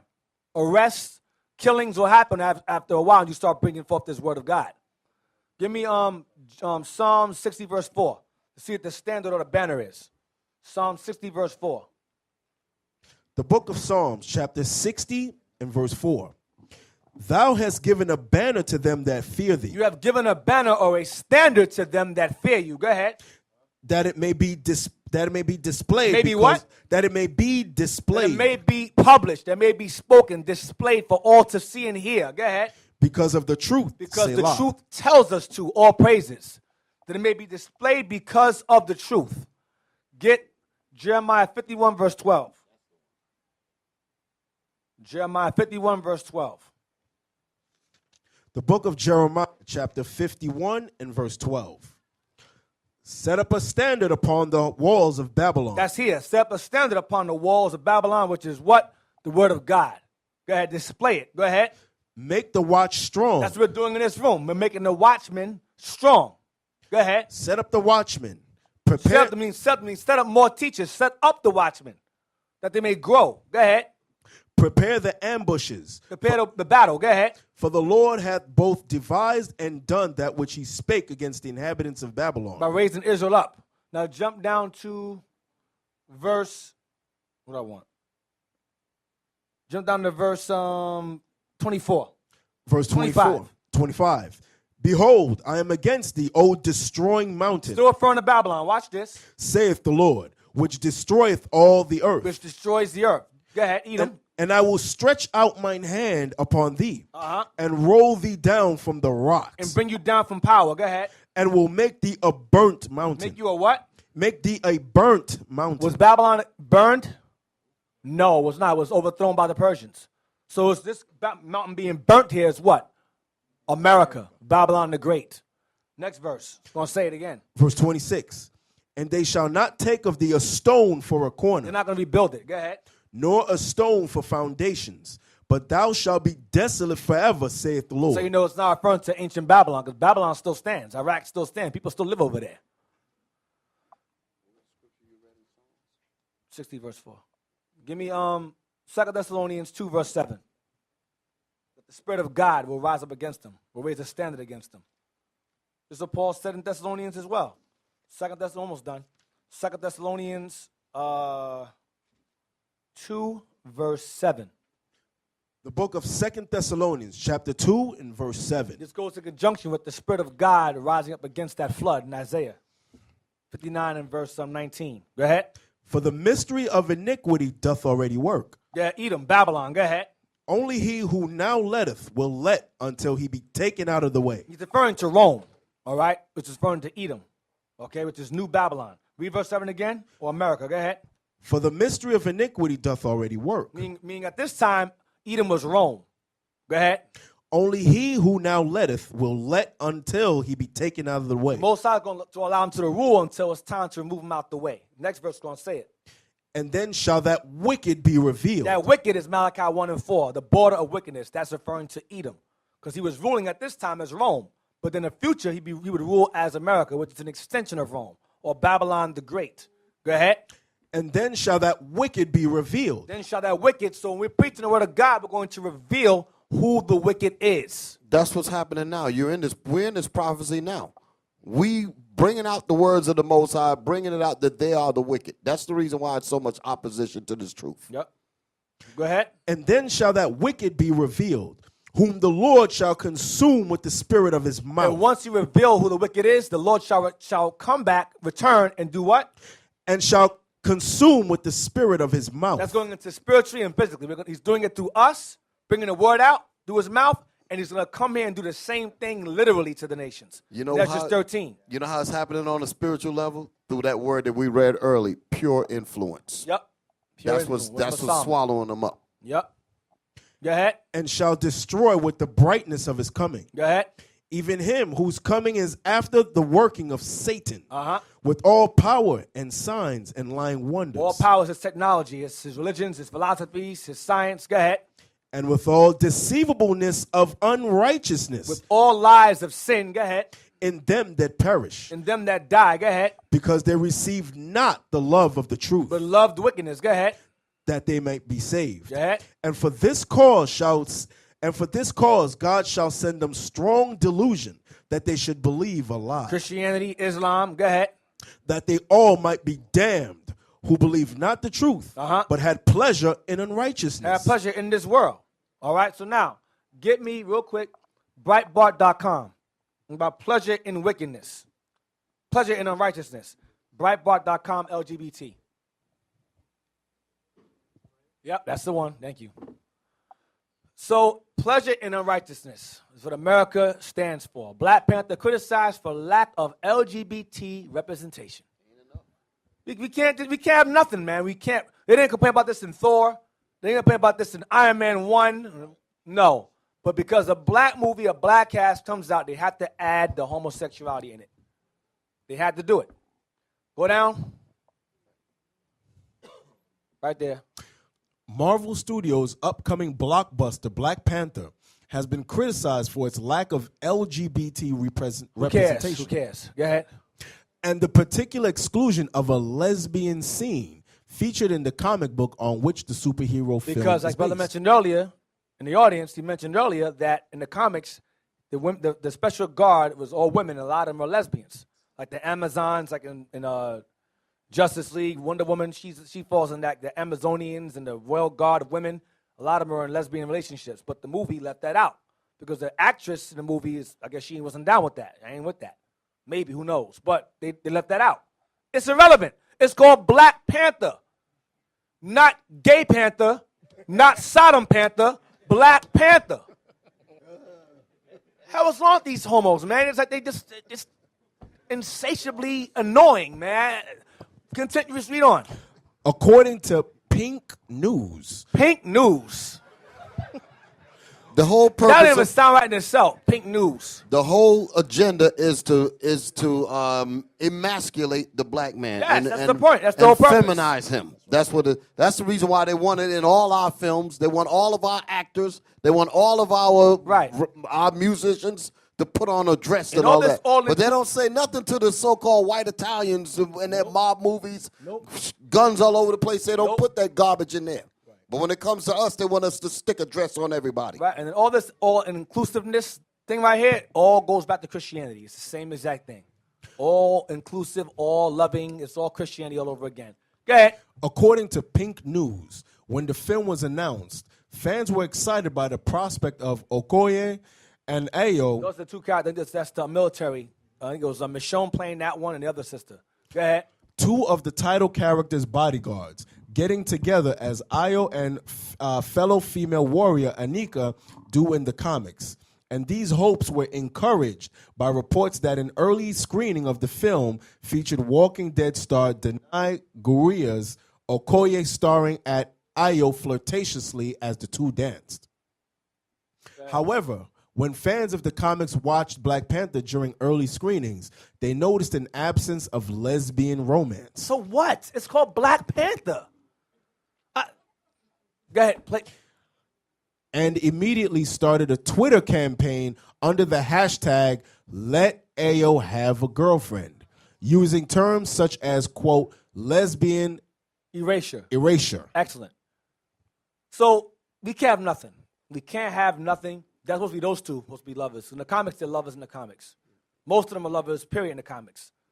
Which is why, like I said before in the movie, if you look at the movie carefully, I'm telling you, there's certain things in there, the indirect influence in there that's not good. We're happy about Black Panther, but you have to look through the sin. There's sin up in there. And this is part, homos pointed it out. These two should be a couple. In the comics, they're a couple. But in the movie, they're not. Or it's not expressed strongly that they are. Who cares? Edom cares. Why? Revelations 11, verse 8. This is why. Revelations 11, verse 8. Oh, go to the images real quick, the Facebook images, what Esau did as well. So they come against the movie with the homosexuality, with the sodomy, or sodomitises. They come against them with this, and this also. So you have Black Panther Twitter bans trolls who claim white cinema goers were being attacked at screenings. So you have Edomites basically complaining that when they went to see Black Panther, amongst the black folks, they were viciously attacked. And it's all a lie. Go down to the images real quick, the fake images. I went to see Black Panther with my girlfriend, and a black teenager shot at you at the wrong theater and smashed a bottle on her face. This is not real. And they have the real images. They have the fake one and the real one, how it was doctored. Did you find those? Okay, they have what the real images, and they edited that stuff because they know that people are simple and stupid. It's the same thing. My greatest fear is what the public is going to make you lie. They're going to get you to believe against us. Okay, because in the ancient times, it was hard to move on the men. Like I said, they wanted to grab certain men, but they wouldn't do it because the people were loyal. This generation of people you see now, there's no loyalty to them. Your loyalty is to YouTube, to Twitter, to whatever the white man puts in your head. Back then, it was difficult for you to be able to stir up the people against the men of God. This generation of people is the worst. There's some people, even as we speak, if the media makes up a lie about us, it's the first thing, I knew it. I always knew it. I knew they was like that. The same people that been coming here, they're going to be the same ones rallying against them, telling their family members, I knew it. Okay, so it's easy to take lies like that and put it up because some of y'all are that simple. If Esau will go this far to stage things like this here, you got to think about the reasoning behind this. It's all because what they're telling you is that the mind, if the movie or the Bible can have any influence on your thinking, they will go to these extremes to keep your mind from being corrected. Their fear is that this movie just might put some positive thoughts in their mind, and they will go to these extremes. That shows you how powerful, just like the scriptures say, as a man thinketh, so is he. If their fear is that if your mind is turned around a little bit in a positive direction, that can move mountains. And they said, we will go through any extreme to make sure that you don't get that done. That's how you got to see these things. Revelations real quick, 11 verse 8. Remember Isaiah said, they shall lie in desolate places as dead men, in Isaiah 59 verse 19. Revelations 11 verse 8. The book of Revelation, chapter 11 and verse 8. You have to understand where we are in prophecy. Read this here. And their dead bodies shall lie in the street of the great city. Our dead bodies shall lie in the street of the great city, which is America, Babylon the Great. Go ahead. Which spiritually is called Sodom and Egypt. Spiritually is called Sodom and Egypt. Sodom is a key word there. Sodom, because this place is spiritually Sodom. They're advocating oppression with Egypt, and they're advocating homosexuality when it comes to Sodom upon our dead bodies. But when those dead bodies start to rise up, like in Ezekiel, into an exceeding great army, that's when that great fear falls among them, and they're doing all these rallies against us, having these summits, putting up these videos against us. That's where the fear comes propaganda, lies. Right, the slander, the propaganda. Slander. Get Baruch 3, verse 4. We're almost done. Baruch 3, verse 4. The book of Baruch, chapter 3 and verse 4. O Lord Almighty, thou God of Israel, hear now the prayers of the dead Israelites. Right, go ahead. And of their children, which have sinned before thee, and not hearkened unto the voice of thee, their God, for the which cause these plagues cleave unto us. Right, captivity. Jump down to verse 10. Verse 10. How happeneth it, Israel, that thou art in thine enemy's land, that thou art waxen old in a strange country? No longer a young lion, now we're old. Go ahead. That thou art defiled with the dead. We are defiled with the dead. We are as dead bodies in that great city, Revelations 11, verse 8, in spiritual Sodom and Egypt. Let's go to Lamentations 2. Lamentations 2, which verse? Verse 1 to 2. The book of Lamentations, chapter 2, verse 1. How hath the Lord covered the daughter of Zion with a cloud in his anger, and cast down from heaven unto earth the beauty of Israel. So we were once in a heavenly condition. We were ruling, and he cast us down from heaven. Go ahead. And remember, unto the earth means hell. We are in hell now. Hell is not a place you die. We are already spiritually dead in hell now. Wherever Israel's held captive, we are dead in that place, suffering. Go ahead. And remember not his footstool in the day of his anger. Go ahead. The Lord hath swallowed up all the habitations of Jacob, and hath not pitied. He hath thrown down in his wrath the strongholds of the daughter of Judah. He hath brought them down to the ground. To hell, to the earth. Go ahead. He hath polluted the kingdom and the princes thereof. We are polluted. We are spiritually dead. Our dead bodies, that's polluted. You touch a dead body, it's polluted. Go to Job 10, verse 21. So the Most High cast us from rulership from heaven, a heavenly condition, to a hellish, enslaved condition. Job, let's see what Job prophesied regarding that place. Job 10, 21. Remember Ezekiel talked about the valley of dry bones, that graveyard, that valley. The book of Job, chapter 10, verse 21. That valley is the valley of the shadow of death in Psalms 23. That's that place. That valley of dry bones is the valley of the shadow of death. That's what it is. That's what we are now. From Psalms 23, verse 4, I believe. Go ahead. Verse 1 and down. Go ahead. Job chapter 10, verse 21. Watch this. Before I go whence, I shall not return, even to the land of darkness. This is Job prophesying of our people's condition later on in the last days. Read again. Before I go whence I shall not return, even to the land of darkness and the shadow of death. And the valley of the shadow of death. Go ahead. A land of darkness. A land of darkness. Go ahead. As darkness itself. The land is darkness itself. The land of this place here primarily is the land of darkness itself. This is the gross evil is found here and spreads everywhere else. This place has the most influence among all nations. So this is the place where there's gross darkness, where Israel is found. Read again. A land of darkness, as darkness itself. And of the shadow of death. Watch this. Without any order. Without any order. Homosexuals have rights. Blacks have no rights at all. Edomites are called autistic and disabled. Black folks are called thugs and hoodlums. They do crimes.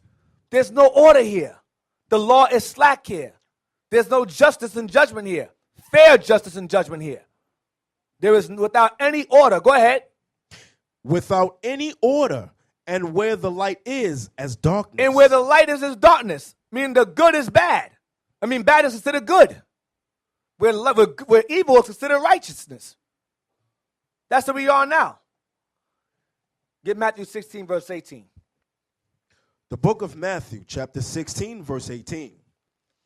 And I say, where did dead bodies go? Graves. Another word for grave in the Bible. Hell. Hell. Hell. Another word for grave is hell in the Bible.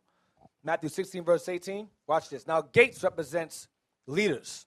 Leadership, the areas where people have judged, they judge at the gates. So when you read the word gates here, it's referring to the leaders. Read that, Matthew 16, verse 18. The book of Matthew, chapter 16, verse 18. And I say also unto thee that thou art Peter, and upon this rock Christ is that rock. Go ahead. And upon this rock I will build my church. And the gates of hell. And the gates of what? And the gates of hell. The gates of hell, go ahead. Shall not prevail against it. And the leaders of hell or slavery, captivity, shall not prevail against it. Isaiah 5. One more. Isaiah 5. This will make it clear. The gates of hell shall not prevail against it. Christ is that rock. He's that wisdom, that pure influence that the gates of hell shall not prevail against. No matter what plots or secret plans or popular persuasions or commotions they set up, it will fail. 5 and 13? Yeah, Isaiah 5:13. The book of Isaiah, chapter 5 and verse 13. Therefore my people are going into captivity. Remember Lamentations said that the Most High swallowed Israel up with a cloud in his anger. In Lamentations 2. Read it again. Therefore my people are going into captivity because they have no knowledge, and their honorable men are famished, and their multitude dried up with thirst. Bones, valley of dry bone. The valley of dry bones. Dried up with thirst. Same exact thing being said. Go ahead. Therefore hell hath enlarged herself. Therefore hell has enlarged herself. Go ahead. And opened her mouth without measure. To do what? To swallow us up. Go ahead. And their glory and their multitude and their pomp, and he that rejoiceth shall descend into it. So it says hell have enlarged herself. 13 verse 13 again. Verse 13. Therefore my people are gone into captivity. Verse 14. Therefore hell hath enlarged herself. 13. Therefore my people are gone into captivity. 14. Therefore hell hath enlarged herself. What is hell? Captivity. And in that captivity, we are spiritually dead. In gross darkness. Give me Wisdom of Solomon 7:30. So as we rise up out of those graves and the breath enters into us, we pose a threat to the world itself. And therefore we become terrorists or extremists. And they try to rally up through popular persuasions to stop this truth, which they cannot stop. Because it's written, it's in stone already. You ain't stopping this. Wisdom of Solomon 7 and verse 29. The book of Wisdom of Solomon, chapter 7, verse 29. For she is more beautiful than the sun. Wisdom. Go ahead. The laws of God. Go ahead. And above all the order of stars. The brightest. Go ahead. Being compared with the light, she is found before it. Brighter than light. Go ahead. For after this cometh night. After this light comes night, darkness. Go ahead. But vice shall not prevail against wisdom. But the gates of hell shall not prevail against her. Vice shall not prevail against wisdom or Christ, the Spirit of Christ. It should not stop this movement at all. You understand? So with that, we'll stop it right there. Shalom. This is Bishop Nathaniel of Israel United in Christ. Please subscribe to our YouTube channels. Stay up to date with our latest events, music, and classroom lessons.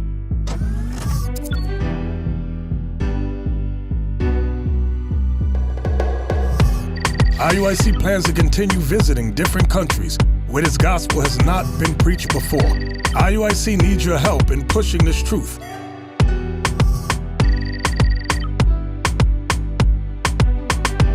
So join us. Subscribe to our Instagram, Facebook, Twitter, and podcast, and stay up to date with us.